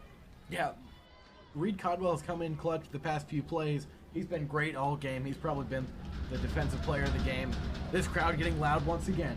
It's a 3rd and 3. Let's see if Straight Jesuit can make a stop. It's going to be a handoff to Wembley, and he is going to get the first down, and some more breaking off tackle after tackle, finally taken down by Luke Parker, the senior. They had him right there. They had him. They just could not bring him to the ground. They had him wrapped up, but he kept fighting, and to his credit, he got an extra 10 yards in the first down, moving the chains, and King is back right in this one. Yeah, it seems like these guys are forgetting that once you wrap him up, you still have to take him down. He's going to keep running. He's strong. He's a very strong player, but that time, strong doesn't equate to much. He only gets about a yard. That's a great stop by the Crusaders. And once again, you said this defensive line has really shown up here. Except for the first quarter, they've been pretty exceptional. Right there was Chase Bordelon on the stop, and nothing to show. But we know how explosive that Wembley can be. So a 2nd and 10 after no gain on that first run by Wembley. And this one will be a play-action pass to Gonzalez, but Gonzalez won't go very far, and he's taken down at the line of scrimmage. Great stop by the Crusaders. They almost even read that for a pick. But would have been very close. Not a lot of takeaways for the Crusaders. That would have been a huge moment. No, and especially if he gets that pick, just no one in front of him. He's taking that to the house. Would have been a great moment. So another 3rd down. We said a lot, in that first half. King has got a lot of 3rd down conversions. We'll see if they can stop him this time. Another fake. Kinshon's going to run it himself. And this one's going to be close. It looks like that will be a stop. Great stop by the Crusaders. And to their credit, they didn't give Kinshon the read he wanted. You saw him pump fake because he hesitated on the throw. His man wasn't there. His first read wasn't there. And so he's forced to take the run. But look at this. He sets up a 4th and short, and they're going to go for it. They're up by 2. Might as well. This time, man, they get a 4th down conversion there. I guess if they don't get the 3rd down conversion, they've got to get the 4th down conversion. That time, it was Hammond. Hammond's been clutch in some 3rd and 4th down conversions like that. No, he has been, and we were harping on this earlier. It's just that dual threat in the running, you know. If Wembley isn't getting it done, you got Hammond to back him up and get those yards in. And this one's going to be a pass to Gonzalez. Gonzalez is running. Thought it was the ball that came out, maybe. Yeah, no, I think maybe a mouthpiece there. Yep. It's actually his playbook. But yeah, I mean, look at this possession from King. A lot of quick screens, trying to catch Crusaders off guard. Has it been working? Sort of. And the mixing it up with the runs is very interesting. Right, 2 situations where we thought maybe the drive would be over, and they just keep getting some conversions. That'll be another one. They are in the red zone, looking to get another touchdown. Knocking on the door again are the Panthers. Another conversion for them. It's going to go 1st and 10. Fresh set of downs. They're waiting on the play from their coach, but once again, they're pretty much running the same package. I'm not surprised if they keep running the screen run combo for the rest of the game. Kinshon's going to take this one himself. He's got a good amount of yards there. Maybe about 5 into the 15-yard line. When you've got a quarterback like Kinshon who is so slim, you know, on the shorter side, but he can take contact. He's not, you know, going on the outside and sliding every single time. He's playing like a running back. Oh, yeah, for sure. I mean, he's taking the contact and he gets yards after it too, you know? That's what's so dangerous about him, is that he's basically another running back, another weapon. But he also passes the ball very, very well. Another pass to Gonzalez. It seems like Gonzalez is the only guy that makes catches for the Panthers. And right it's now. that slant route that has haunted the Crusaders all night long. You saw them just get a score here right as the half was expiring. You saw Gonzalez almost get another touchdown, except they dropped it. That same route. They're just hitting. They just keep, you know, exposing that route, and the Crusaders haven't been able to stop it at all. No, they have not. And that one is going to be a rushing touchdown for the Panthers. It'll be 34-17 after the before the extra point, likely 35-17 after the extra point. It's just such a solid drive from King. They come out and they pick up right where they left off. The screens were working from them early on, and then you saw that slant sets them up perfectly for the score. And then what do? Hand it off to your back, punch it in. Pretty solid stuff from them so far. It's getting tough for the Crusaders to come back, but it's definitely still doable. Yeah, the Panthers just took 6 minutes off of the clock to start off this half. I can't believe that, but they got, you know, either 2 or 3 third down conversions and a 4th down conversion. Yep. So you're the Strike Jesuit defense. You've got to start clutching up on 3rd down. That is when they're killing you. Yep, it's been the key, and the Crusaders, the defense has been able to get it to that 3rd down mark, and then King, just out of nowhere, it's like 3rd and long, and they do some run play, and they somehow get it. And if they don't get it on 3rd, might as well get it on 4th, right? Might as well get it on 4th. Well, this time, hopefully, King doesn't run another one of those trick plays on the kickoffs, and we have a smooth kickoff. Strike Jesuit hopefully gets it around the 40 or 50, because it seems like when they recover it, they're in great position to go down the field and score a touchdown. Man, let's see if the return team can hopefully pull off a good one, maybe into the house to answer back for King's return earlier. It seems like maybe a different formation here for Strike Jesuit, and there's the fair catch. That's the smart thing to do right now. Don't even let them get close to you, because it seems like when they do, they get that fumble recovery. And to be honest, at this point in the game, I think it might have been worth the risk and let the ball, if it goes out of bounds. It was kind of heading out of bounds, and if Smith just lets it roll out, It's a flag and it's the ball at the 40, but instead he takes the fair catch, he plays it safe, and they're starting to drive out from 25, but let's see. Connor O'Hara is going to be tested a lot tonight, and this is a big test. Can you come back from a pretty big deficit? And they're going to have to ride on the coattails of Joel Crawford. Look at him run, man. He just keeps pushing. You can't bring that guy down. He keeps pushing. He keeps moving those legs. And what could have been a 3-yard run turns into a, what, 8-yard gain. Right, he's short and he's small, but his body is so compact. He's a strong guy. I've seen this guy leg press some crazy amounts. He's in the gym all the time, and he's breaking off tackles like nothing. It's amazing. It truly is. And another rush by Crawford. And see, just like that, the same thing. This guy starts to tackle him right at the yard of scrimmage, and he goes for 3 or 4 more yards. And how about that? Guess what? Move the chains. It's just reminds me of guys like Ezekiel Elliott, you know. They don't give up on the play. They're fighting for every single inch on the field, and he's showing it tonight. He wants Kubiak to start him this season, and I think he's making his case for it. Right, Zeke has to say, feed me. I don't think Joel Crawford does. They are feeding him a good amount. He is well fed. But this time it's going to be a play-action pass from O'Hara. He's pressured. He may get sacked here. Throws it out. I might go for grounding. Let's see what the call is. They're not going to say grounding. I think it was pretty close to Joel Crawford. So they're going to say it's just an incomplete pass. Right, it's close, but the thing that a lot of officials look for is if he's in the pocket or not, because you can't just throw it away when you're in there. But I think they're going to say that he went far back enough. I mean, he had time on that throw, you know. The defense was just really good down the field from King. He had plenty of time, and he just took too long, and the pressure was in his face. You know, it's odd because usually when you have a team that runs so much like Jesuit, the pass defense is very poor. But it's almost the opposite. It's, you know, we keep running it just like that with Joel Crawford.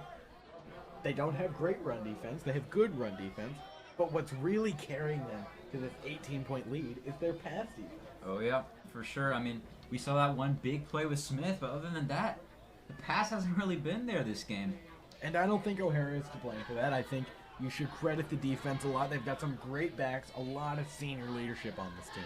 For sure, and we were mentioning earlier a lot of younger guys in the receiving for the Crusaders, except for Smith, who's been really the only one that's been able to show up tonight. Now look at this. They've got Crawford lined up at wide receiver, and this time it's caught by Rob Smith. He breaks the tackle, and he goes for about 4 more yards right at midfield. A great catch there and reception by Rob Smith. It's a great route because it looks like he's going further, and all of a sudden, bam, turns around, ball right at his hands, right for the first down. It's a great play by O'Hara. I'll tell you, I love that formation with Crawford and at the slot. I think they can do a lot of different things. You know, he can catch that ball. Maybe try him at wide receiver because it seems like everything he touches turns to gold. Just play him everywhere. And this one's going to be another play action. A deep pass to Will Taylor. Overthrown. If he had just hustled a little bit more. The thing is, Taylor lost track of the ball. I think Look so. at him. I don't know if we're going to get the replay here or not, but he's just looking around for the ball the entire time that it's in the air. Just couldn't locate it, and I think if he knows where the ball is, he's in the end zone. That was 6. I was ready to yell, touchdown, Crusaders. Unfortunately, I think I'm going to have to wait a little bit longer. Hopefully not too long. They've got Leland Smith in. They take Will Taylor out after that missed catch. And this time, there's a flag. Man, this is coming back. The flags are back. Let's see what it is. Yep. It's going to be a false start. You know, these penalties is what loses the game. For sure, for sure. And we already saw it early in this game. The Crusaders were in the red zone, pretty much at the 2-yard line, and they gave up a false start and basically negates the touchdown. They got to settle for a field goal after such a great drive, and this is hard to come back from. 2nd and 15. I mean, they're probably going to run it on 2nd down. Now it's looking like a pass is likely, but look at this I formation. Maybe a run might happen. It's going to be another play action. They've run quite a few of those. And Crawford just couldn't get the catch. No, it's just a poor throw from O'Hara, and it's just the coordination between the two wasn't there. It was obviously a premeditated screen, halfback screen. So what you do is you let the defenders pretty much get to the quarterback, and then he lays it off to the running back, and he basically, you try to get the block to the second level, but the pass wasn't even there. So now it sets up 3rd and 15. They're gonna have to pass no matter what. They've got the big wide receiver Leland Smith, and you know they're gonna pass to him. Oh! And he gets the catch. Leland Smith is maybe the tallest guy on this team. He's playing wide receiver. He's a junior, and I think we're gonna see a lot more of him after that great catch. I mean, that's what I want to see out of Jesuit. You know, taking those risky 50-50 shots on 3rd down. A big conversion there by Leland Smith, and as you notice, look at the replay. Great hand-eye coordination to come up with that one, and he gets the 1st down for the Crusaders, and that is a big play. Almost in the red zone now, already at the King 26, and this one will be a run by Joel Crawford, but he can't go anywhere. He just gets stopped at the line right there. Nothing going, but I think he's able to make it out to the line of scrimmage, excuse me. So not a total disaster, but 2nd down here. Maybe Kubiak might start to get comfortable with these pass plays. I think so. You know, at the beginning of the drive, I was saying, you know, do you want to think about bringing in another quarterback just to see what a guy like Bryce Fukic or Alex Bedkin can do? But he likes O'Hara, and he's going to stick with him. I don't blame him. I think O'Hara's been great tonight. And a reception there by Rob Smith. He's going. He's still going. Had about 5 guys on him, and they are going to be within the 15-yard line now. Yeah, let's take a look at the replay right here.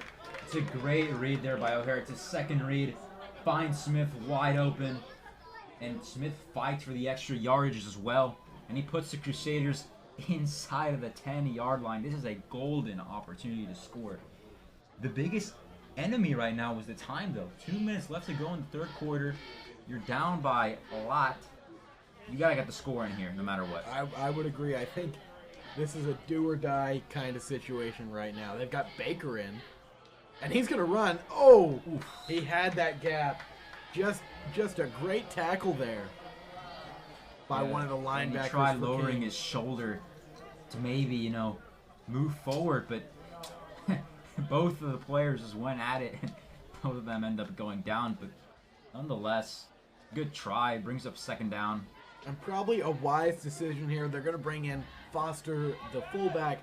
They're also going to bring back in Will Taylor and guess who? Joel Crawford. So I think that package with the fullback has really been good for them. Oh, for sure. The I formation has been very solid tonight, but look at that run. Not a lot going, and now it's 3rd down. You start to get worried here. What do you do in this situation? I think there's still enough room to be able to run a pass play, maybe surprise King with a slant route. But to be honest, look how they're loading the box and the goal line. I feel like a big weakness is that right side. Look at, there's one back over there. So if you run some sort of quick, you know, quick little route to the outside with a tight end, I think that's open for a touchdown. Yeah, it looks like they've got Taylor out on the wideout.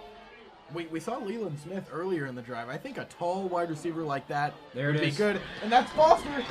It's very close. He fumbles it. It's a fumble. We're waiting for the call here.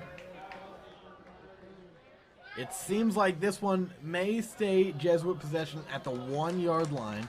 Yeah, it was when he was diving for the pylon. I said it. You had to just spread it out. That right side was very weak, but you already know.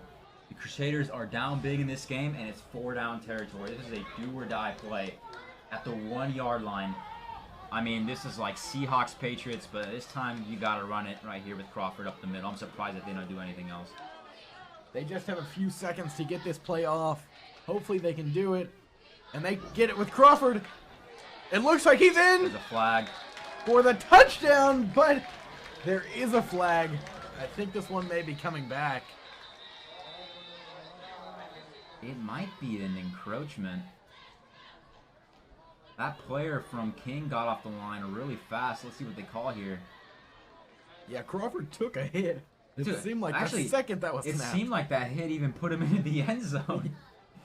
Let's see what the call is. It might come back. Who knows? Comes the umpire. Picking up the flag. They're waving it. They're waving the flag. Let's say it. Straight Jesuit touchdown. This time from Joel Crawford. It's not his first. It's his first of the season, and it sure won't be his last. Great run by Crawford. As I said, it was a no-brainer. You're at the 1-yard line. Just punch it in, man. And the Crusaders get themselves back into this game. Definitely doable now.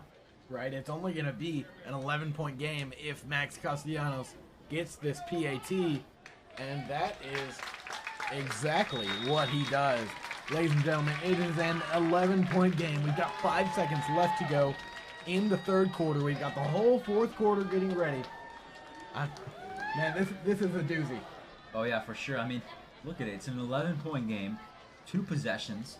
If the defense makes a stop, I'm saying a turnover would be huge in this point of the game.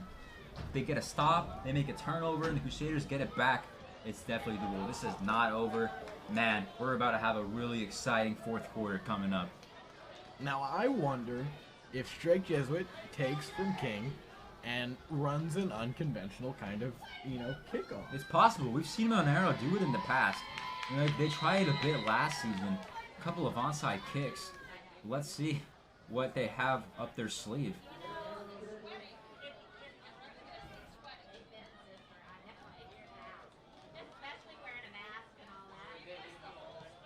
No, this one's going to go just like the other ones. A nice catch there by Russi. He's still going past the 40. Uh-oh. Past the 50. He's got the entire Strike Jesuit kick team. The ball goes out of bounds, but it will still be King on offense. And they will be in great position. The kicking team for Strike Jesuit, man, the special teams coordinator is going to have a lot of work to do between this time and next Friday. It's really just wrapping him up in the open field. No one's been able to make that tackle, and he just gets free, and he's gone. He's so fast. Luckily, the kicker is out there to make the stop, I think. Right. At least one of the last guys out there. Monero is a tough guy, and thankfully, we want every guy to play 100%. It doesn't matter if you're the kicker, the punter, the water boy. You're playing 100% out there. For sure. But, man, that's a big play to give up, especially when you said the defense need to get a stop and to give, the Crusaders a chance in this game. But now King is in such great field possession. This is hard to stop, but maybe the Crusaders can get a 3 and out and get things swinging the other way. So this is the end of the quarter. We're switching sides of the field, and from this quarter, my main takeaway is that King started the quarter with a 6-minute possession. It felt like this quarter went by so quickly because of that possession. Now, Strike Jesuit had a possession like that, let's say in the first or second quarter. I think this game would be going completely different. O'Hara had 6 minutes to decide what he was going to do on that drive. Maybe it favored him, but I think it would have favored Strike Jesuit to have a drive like that very early in the game. Yeah, for sure. And the big thing about that big drive, 6 minutes when you're up so much, is it burns the clock. It doesn't give the Crusaders much time to come back. It's going to have to be on the defense's shoulders. And Kinchion passes it on first down. He's got a great arm. He's able to make quick passes like that. And that one is Jacoby Crawford, the junior. Yeah, it's a hard catch to make. And the ball wasn't really thrown the best by Kinshin, but they get it working nonetheless. And look how far back these backs are. I've been talking about it all night. It's just the zone coverage. And that time it's Hammond. Hammond doesn't get very many, though. Looks like maybe he got back to the yard of scrimmage. Yeah. One thing I noticed, on that play, were the defensive backs were giving so much space. It's almost like King could come back the next play and just do a quick check down pass, and it becomes a one-on-one open field tackle scenario. So they got to watch out for that. They can't just get too comfortable thinking that King's going to run on every play. Another crucial moment. It's a 3rd and 2.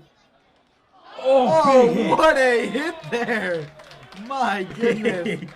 Now, they are going to get the first down, but a huge hit That's Jace Bordelon getting in on the stop. The Wow. Bordelon name has carried on in Oh, it straight has. Jesuit football for years now. Yeah, And his brother's Jace- over at yeah. MIT, I think. MIT, we've got some great scholars here at Straight Jesuit that play in the football program that go on to great schools like that, like Jacob Syke, who has not had a lot of great plays here, but he's going to Harvard. He's got a scholarship. He is ready to play. Absolutely. We were mentioning earlier also Max Merrill. He had offers from Princeton and Yale, but he ends up getting this late offer from UT Austin. Great opportunity. They have a great offensive line program over there. And I think, we're going to see him shine over there for the Longhorns. A run there for Hammond. Gets a few. So now with just about 10 minutes left to go in the game, an 11-point game, it seems like the Crusaders really need a turnover right here. And this is a very crucial play. Third down, a place where the Crusaders have struggled all night long defensively. They got to get the stop here. Force the field goal. Take what you can get. But the offense has got to come back with a bang. 3rd and 4. He's going to throw it in the end zone. Pick. It's going to be an incomplete pass there. Almost a pick. I think that was Lance Saison who There's a penalty right off of the snap. It's going to be neutral zone infraction, and that's going to cost the Crusaders. Fresh set of down for the Panthers. So now a 1st and goal at the 3. Now there have been some not so great penalties by the Crusaders tonight that I think has been the worst. Yeah, it's really going to cost them, especially there. They had the stop. They had the incompletion, but with the fresh set of downs and nothing of the field to go for the Panthers, this should be an easy score, but never underestimate the goal line stand. Oh, this time, I think that was Hammond. He took a step and it just didn't feel right, I guess. Yeah, he slips up right there when he's trying to run it up the gut. The Crusaders catch a break there, but you can't count on those, I'll tell you that. You can't count on those at all, but now they got a good shot at least getting a stop. They move him back a little bit because of the misstep, but it's still a fairly high chance that the Panthers punch this one in, and they're going heavy. They put a fullback in the game on the very edge. Not surprised that they go with a run here. 2nd and goal at the 5. Another run by Hammond. This one is close to being a touchdown. There it is. And it seems like that is going to be another touchdown for Hammond. Makes this game 41-24 in favor of the CE King Panthers. It's a great run by Hammond. I mean, he's got a lot of room to go and gets a bit of a push from his lineman, but he ends up breaking the plane. And King, taking advantage of that big return on special teams, extends their lead, makes the comeback more improbable, but I mean, it's not over until the clock strikes 0. Right, we urge you to stay on this game until the clock hits 0. Never count out a team in Texas high school football. Games are never over. Absolutely not. We've seen some amazing comebacks, especially from the Crusaders. They keep fighting till the very end, and they're not going to give up, especially O'Hara, because he's got a lot to prove tonight. He's got to show that he can still fight back, even though he's down by a lot. And yeah, we're going to see a lot more aggressive play calling now, because when the lead grows, you tend to stray away from the run and you go more to the pass. So we're going to see what O'Hara's really made of on this drive, I think. Right, it seemed like when they brought in Leland Smith last possession, he brought that great separation. He's so tall.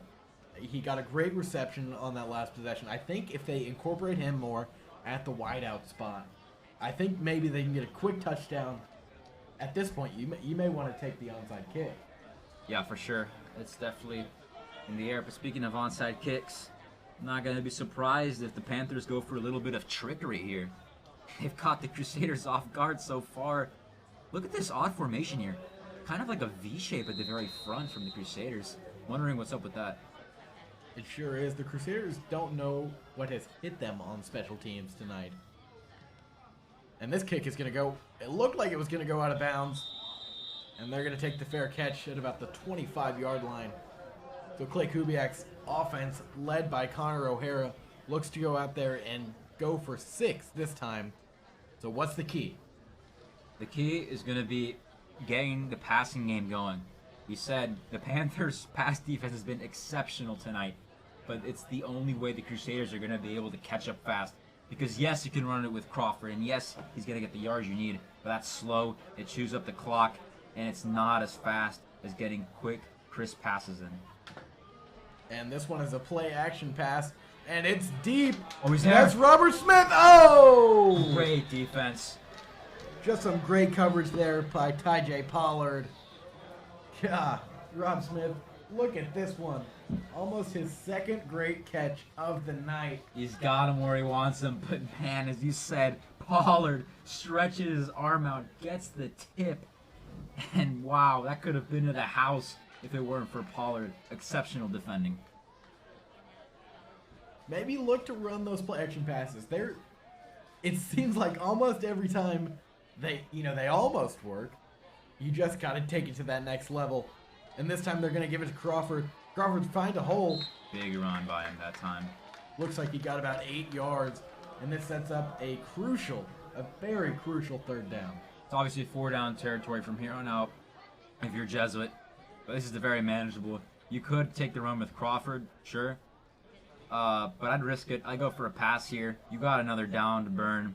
And I'm pretty sure he'd be able to punch it in here on a 4th down regardless. Might as well take a shot at about, I don't know, a quick little pass.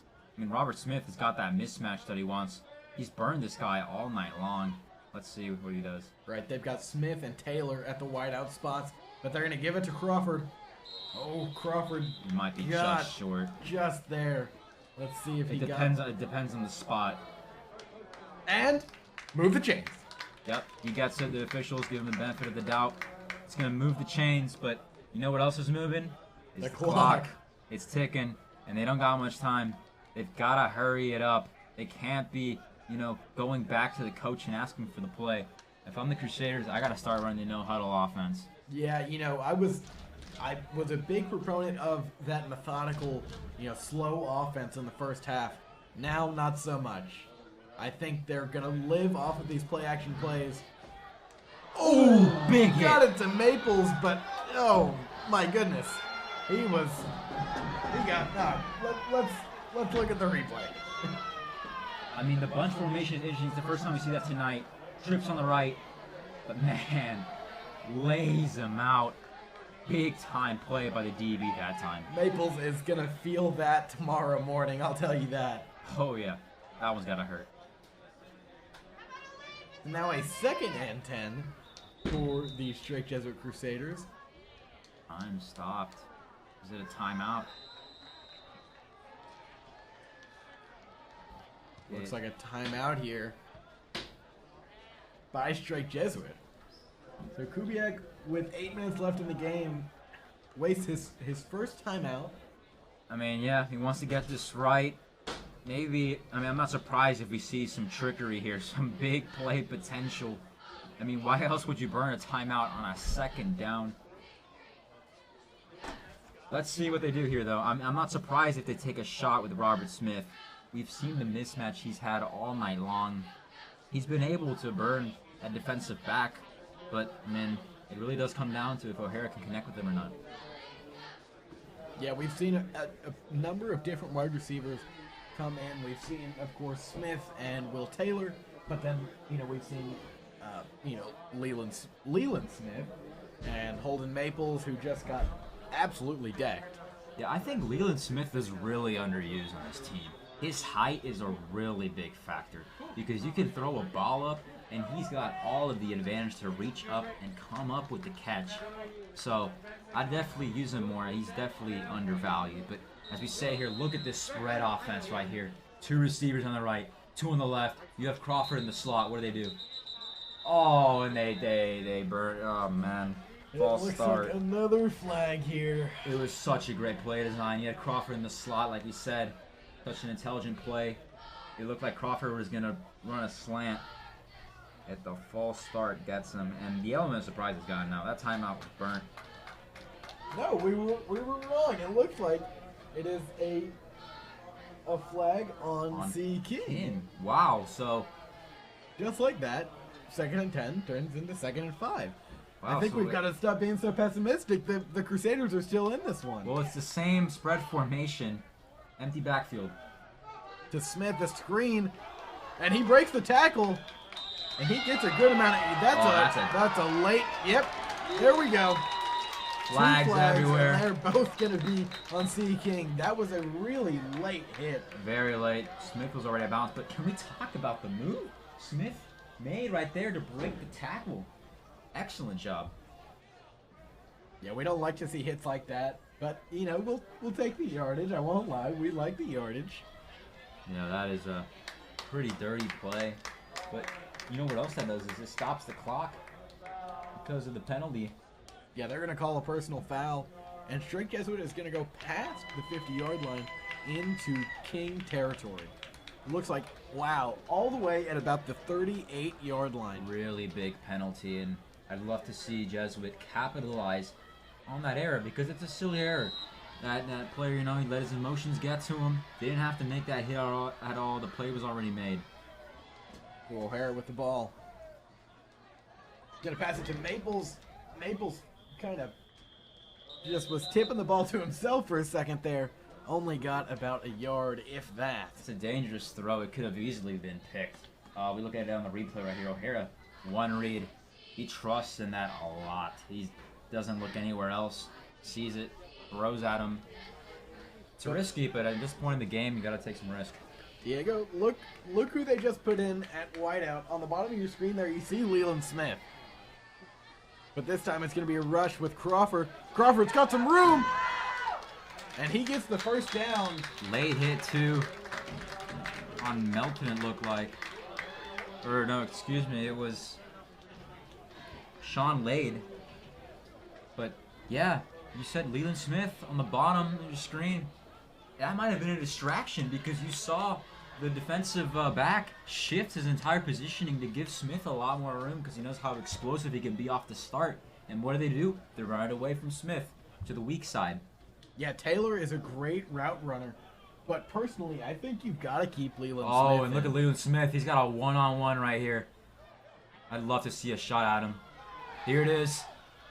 And this one to Jesuit. Oh! He had it and lost it. Some great coverage there. Yeah, I really thought O'Hara was going to try to find Smith. He opted for the tight end instead. It's a tough throw to make. Just nearly connecting with his tight end. Oh. Very close. Now 2nd and 10. Shanklin will come off. I think they're going to have to run it here with Crawford. You know, it takes time off the clock. But he's going to want this. He's going to get you a touchdown, you know? For sure. Look at this motion here with the tight end. Man coverage. Another rush by Crawford. Can't find any space, though. And it's going to be a 3rd and long here for the Crusaders. They didn't fool anyone with that one. I think they wanted to show play action. And, man, they weren't fooled at all. They brought him down. And like we said, 3rd down. You got to come up big now. 4-down territory, obviously. I wonder what Kubiak's going to do. I think you've got a long pass to either Leland Smith or Robert Smith here. Well, let's see. Send him in the end zone. They've got Maples in too. Yeah. Watch for a slant from him. There it is. He runs the slant, but they don't throw at him. They throw at Crawford. Mr. Crawford. Crawford breaks a tackle and will get in within the 10-yard lines. What are we gonna do? We're gonna move the chains. Yeah, Crawford's wide open. You know, there's no assignment on him. Essentially, they basically forget about him, and he's wide open for the 1st down. Great play by the Crusaders. So it looks like they've been doing this a lot. Is putting in Chico Holt and Maples in kind of as a combo package. Now they're gonna take out Crawford. It looks like. Not the wisest move to me. You want to have him in almost every down. Of course, you don't want to exhaust him. But Jackson Baker is just not the back that Joel Crawford is. Right, and I think they're giving him a breather right here. But you see, they bring him in motion again. And a touchdown! That one is going to be Robert Smith for his second of the game. What a clinical throw by Connor O'Hara. Look at the replay here. Just a great pass there. Wow. What a pass. He just threads the needle. I mean, it's such a tight window to make that throw in, and he gets it done. I mean, O'Hara is showing us he's capable of being a starter. Looks like an injury out there on the field. He's going to be okay, though. Gets up. Oh, no. Is that a flag I see on the field? Take this touchdown away. Oh, no. It was such a great play for the Crusaders. And it might just be coming back. It's coming back. Flag on the play. Didn't even notice the flag. We were so happy that they got that touchdown. Would have brought this game. Big penalty. Yeah. Chop block is the call. Don't see those a lot anymore. But, I mean, they do happen. Chop block, you got to get really low. But it's a big advantage, and it can hurt the guy's knees. So, refs make the call that time. Another pass here for O'Hara. That one, there's going to be some contact on that, and no flag. My goodness. There was a whole lot of contact. Yeah, but I really do appreciate them going with these one-on-one matchups. And you saw Leland Smith right there getting the separation. Just wasn't on the same page with his quarterback. But he, I mean, as I said, he got open. He was just a bit quicker. The throw was just a bit closer. That could have been the score. So you'll notice that because of that penalty, we're at 2nd and goal at the 24-yard line. Yeah, that was a huge penalty. And this time it's going to be a run by Baker. Baker gets about 5. He goes to the 17-yard line. It's going to set up a big 3rd and goal. Yeah, I mean, 3rd and goal, there's no chance of getting a first down, right? It's a do-or-die play. Yes, it's 4-down territory. But, I mean, you got to get as close as possible. I'm not surprised if they take a shot at the end zone here. Or at least maybe a quick check-down pass to set up an easy 4th and goal. Yeah, this is a tough call to make, and as we said, you got to make this only 5 minutes left in the game, so they really got to hurry up here. If you get this touchdown, like we said earlier, you're going to have to go for the onside kick. Look at this one-on-one on the bottom of your screen. He's pressured. Oh, and a pass there to Jackson Baker. He just can't come up with the catch. It wouldn't have been enough for a first down anyways. And O'Hara's down. Yeah, he's slow to get up. That's not a good sign. We've already seen he's had injury history in the past. He was out all season last season. Unfortunately, he didn't play because obviously William Dickerson was a starter. But yeah, I mean, he's slow to get up, and that brings up 4th down. Obviously, we said this is 4-down territory. It's going to have to be a really big play for the Crusaders to come up with it, and a timeout taken by Jesuit. It looks like Coach Kubiak may have a really tough decision to make. Does he want to keep Connor O'Hara in? That is obviously... he looks banged up. He's taken a lot of pressure. Not a lot of sacks, but just running around a lot. You know, I believe he had a lower leg injury last year, and that's a tough one to come back from. Yeah, and one thing I do question on that play is he reads to his right. It's not there. But he never checks on the guy in the one-on-one matchup, you know. I would have at least liked to. Obviously, it's a difficult throw. He's throwing against, you know, his natural throwing foot. Oh, my goodness. Oh. Drake Jesuit has decided to bring out the kicking unit with 5 minutes left to go, down by 18.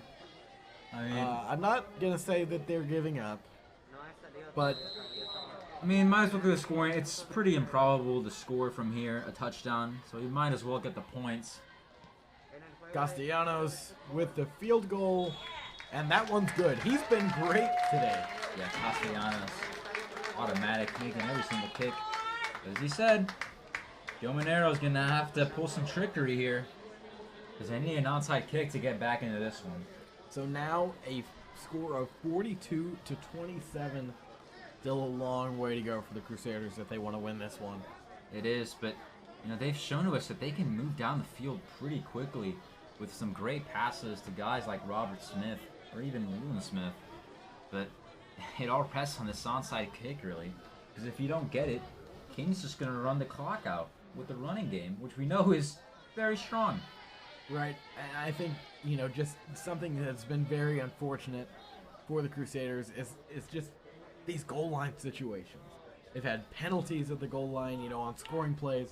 One time they had a guy that, caught it, almost ran it in, dove, and just couldn't get the ball in. And this one looks like it's going to be an onside kick. Yeah, look at the 3-point stance here. Let's see what they do with it. And it looks like King is going to recover this one. They'll fall on the ground at about the 45-yard line. Yeah, it gets the bounce Monero wanted, but it was way too far out. You want to get that kick to the 50-yard line. You have to, at least. Now it ends up going to around the 40, so way past its mark. The bounce was there, it wasn't short enough. Didn't give his guys time to get to the ball, and it's an easy recovery for King. And their task is simple. Run the clock out, and when you have electric runners like Wembley and like Hammond, it's not that difficult of a task. All right, I don't see King passing the ball even one more time. Not at all. They're going to run the clock out. Obviously, Strike Jesuit is going to try to get some stops here, and they're going to need them. Yeah, if they want to have a chance, they gotta get the stop here. You still got a timeout. You got the 2-minute warning. And honestly, when you score a touchdown, if they do, they gotta go for 2 as well and go with the onside kick. So they gotta throw everything they got at this game. A long way to go. You've got to hope for a fumble right here. Yeah, but the takeaways haven't been there except for on that special teams play. But other than that, we haven't really seen a close chance to a takeaway on defense. He's going to pass this one off to Hammond. It won't be a first down, but it's going to be a third and very, very short. Yeah, this is what King likes. They love these third and short plays with the runners like Hammond. This is exactly where they want to be. And as you said, no chance they pass this one. Yeah, 3rd and 3. I think they'll just run it up again with Hammond here. Early in the game, we saw a lot of carries from Wembley. It seems like Hammond has actually had more. Hammond's had a good night, and it's surprising because Wembley appeared to be their lead back coming into this one, but Hammond's taken over. And Hammond will get about 3 yards. Let's see. It all depends on the spot. They're going to arc him short. They're going to say that this is 4th down. I can't imagine they punt this. That they're going to go for this. But if the Crusaders can make the stop, it's huge. So just about 3.5 minutes left to go in this game. 4th and 1. If Strike Jesuit makes the stop, this could be a whole different game. Absolutely. Everything rests on this play. If King makes it, it's pretty much over. But if the Crusaders make the stop, you got the ball in midfield. O'Hare's got another shot to come back at it. Dude, you can see King is thinking about it. They're even going to take a timeout. They know how big this play is. They've got to convert it. But if the Crusaders, as I said, if they make the stop, it's not over. So 3 minutes and 9 seconds left to go. Obviously, you're going to assume that Hammond is going to get one of those, inside zones again. Yeah, or what they could do to throw people off is, let the quarterback keep it. We saw his running ability already. He's very physical. And, the reason you want to hand it off to your tailback is to get those physical,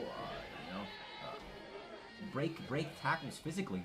But we've already seen that the quarterback is very much capable of doing that. So they could definitely throw the Crusaders off and just run it up the middle with a quarterback. Well, this may be, as we've said earlier in the game, this may be the most important play of the game so far. I mean, this is it. This is a defining play. If they make this, one timeout, they could basically just... Oh, look at this. And they're going to do QB sneak. I don't know if he got it, though. Depends on the spot. You saw he hurried up to the line and just snuck it. As I said, they were going to have to take it with the quarterback. Let's look at the replay. That was very close. Yeah, it's going to be really close. It all depends. They might have to bring the chains out. It all depends on where the officials put it. Oh, man. The King linemen are saying that they got it. First down is the call. They're going to move the chains. Wow, it was just really close. But yeah, I was talking about it before the snap. QB sneak was not out of the picture. And now they get a fresh set of downs. The clock is running. One timeout for the Crusaders, plus the 2-minute warning. You're already down by a whole lot. And all King is going to do, they're just going to keep handing it off to Hammond. Keep feeding him. Right, this has just been a dominant performance. It's been a great showing by both teams. But teams are just going to have to figure out how to guard. Great tackle by Cezanne in the open field. You saw Hammond was picking up speed. If Cezanne doesn't make that tackle, Hammond is in for 6. But boy, does he get him. Look at him. Look at the pursuit by Cezanne. Great stop. And he's been one of the highlights for the Crusaders, you know. They targeted him twice in a row. Try to get him off guard, and he fended off that pass.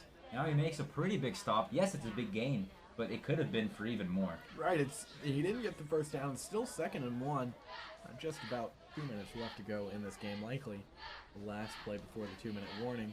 It's going to be a handoff to Hammond. And that one will be a first down. And as you said, that's the last play before the 2-minute warning. Obviously, they're going to stop the clock to move the chains here, but King's just going to let the clock run out. And that brings us to the 2-minute warning. C.E. King leads the Crusaders 42-27. They're going to keep running this clock, it seems like.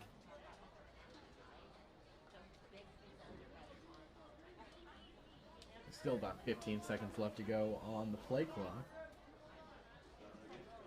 You would have to assume just about 1 or 2 more rushes for C.E. King and then a kneel.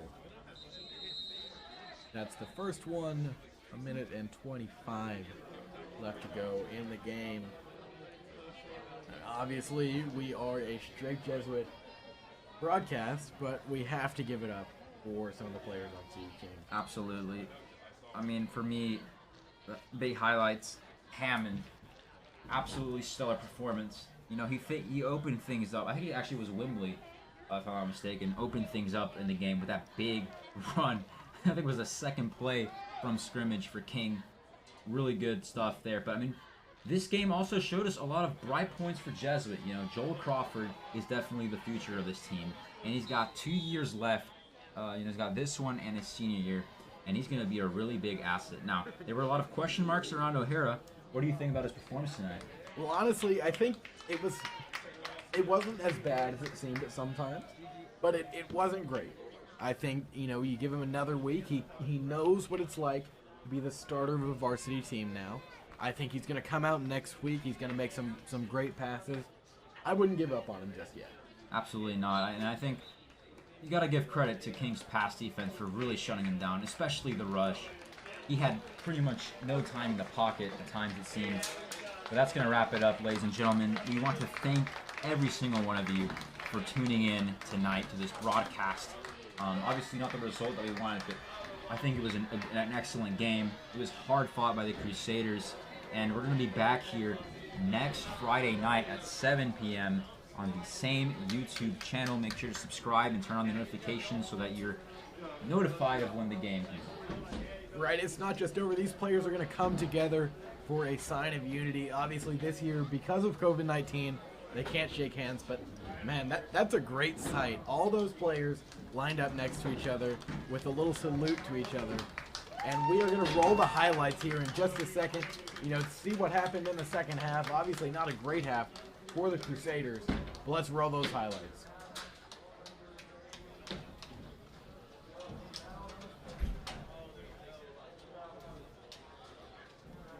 So right here we had the kick.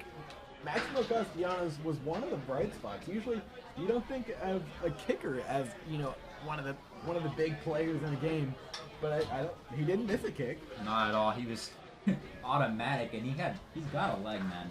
So we tend to focus on your power position players, like your running backs and your wide receivers. That's why tonight we talked a lot about Joel Crawford. We talked a lot about Rob Smith, and we talked a lot about Leland Smith.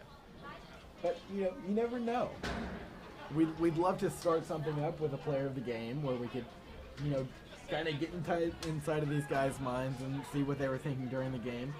But obviously, just a lot of great plays there by the Panthers, and the defense just wasn't up to par tonight. They had some good stops on first and second downs. Yep. However, on third down, they just couldn't contain them. That's it. Third down was the key to this game, no doubt. So many conversions when you thought that it was impossible to even move the chains, and they did it. But yeah, we're looking at these highlights right now, and just so many moments where the Crusaders were so close. But as we said, the Panthers' defense stepped up really big when it mattered.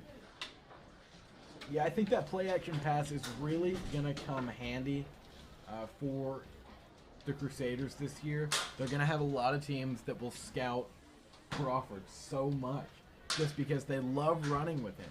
But when they go for that pass, if those wide receivers can get that first step, you're going to see a lot of long passing touchdowns. Yeah, and as you were saying, you start to worry so much about Crawford that you see a handoff and all of a sudden it's a play action. But if the Crusaders want to be effective with that, they're going to have to protect O'Hara more than they did tonight. Right, Crawford right there, who actually caught a pass and it went pretty far. So would you consider keeping Crawford in as maybe a dual threat kind of guy like Christian McCaffrey? Absolutely. I mean, I'd love to see a lot more, Panthers-esque style plays where you just do a check down pass to him because he's got that speed, he's got that explosiveness to him. But obviously you can't do that the entire game, and obviously Alex May wasn't present tonight, but I think you can also put him in the mix. But yeah, I'd love to see him as a dual threat because he's talented both on the air and on the ground.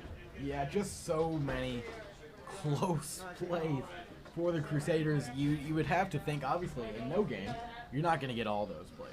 But most of the time, those are 50-50 plays. They're called 50-50 plays for a reason. Right. I think if you had gotten 50% of those, this would have been a really close game. You wouldn't have seen, the kneels at the end of the game, and maybe we'd be in a nail-biter round. Yeah, absolutely. And one thing I do give Kubiak credit for is last season we didn't see a lot of those, deep ball moments because we didn't have, a true quarterback, right? It was an experiment. It was a development in Biggison.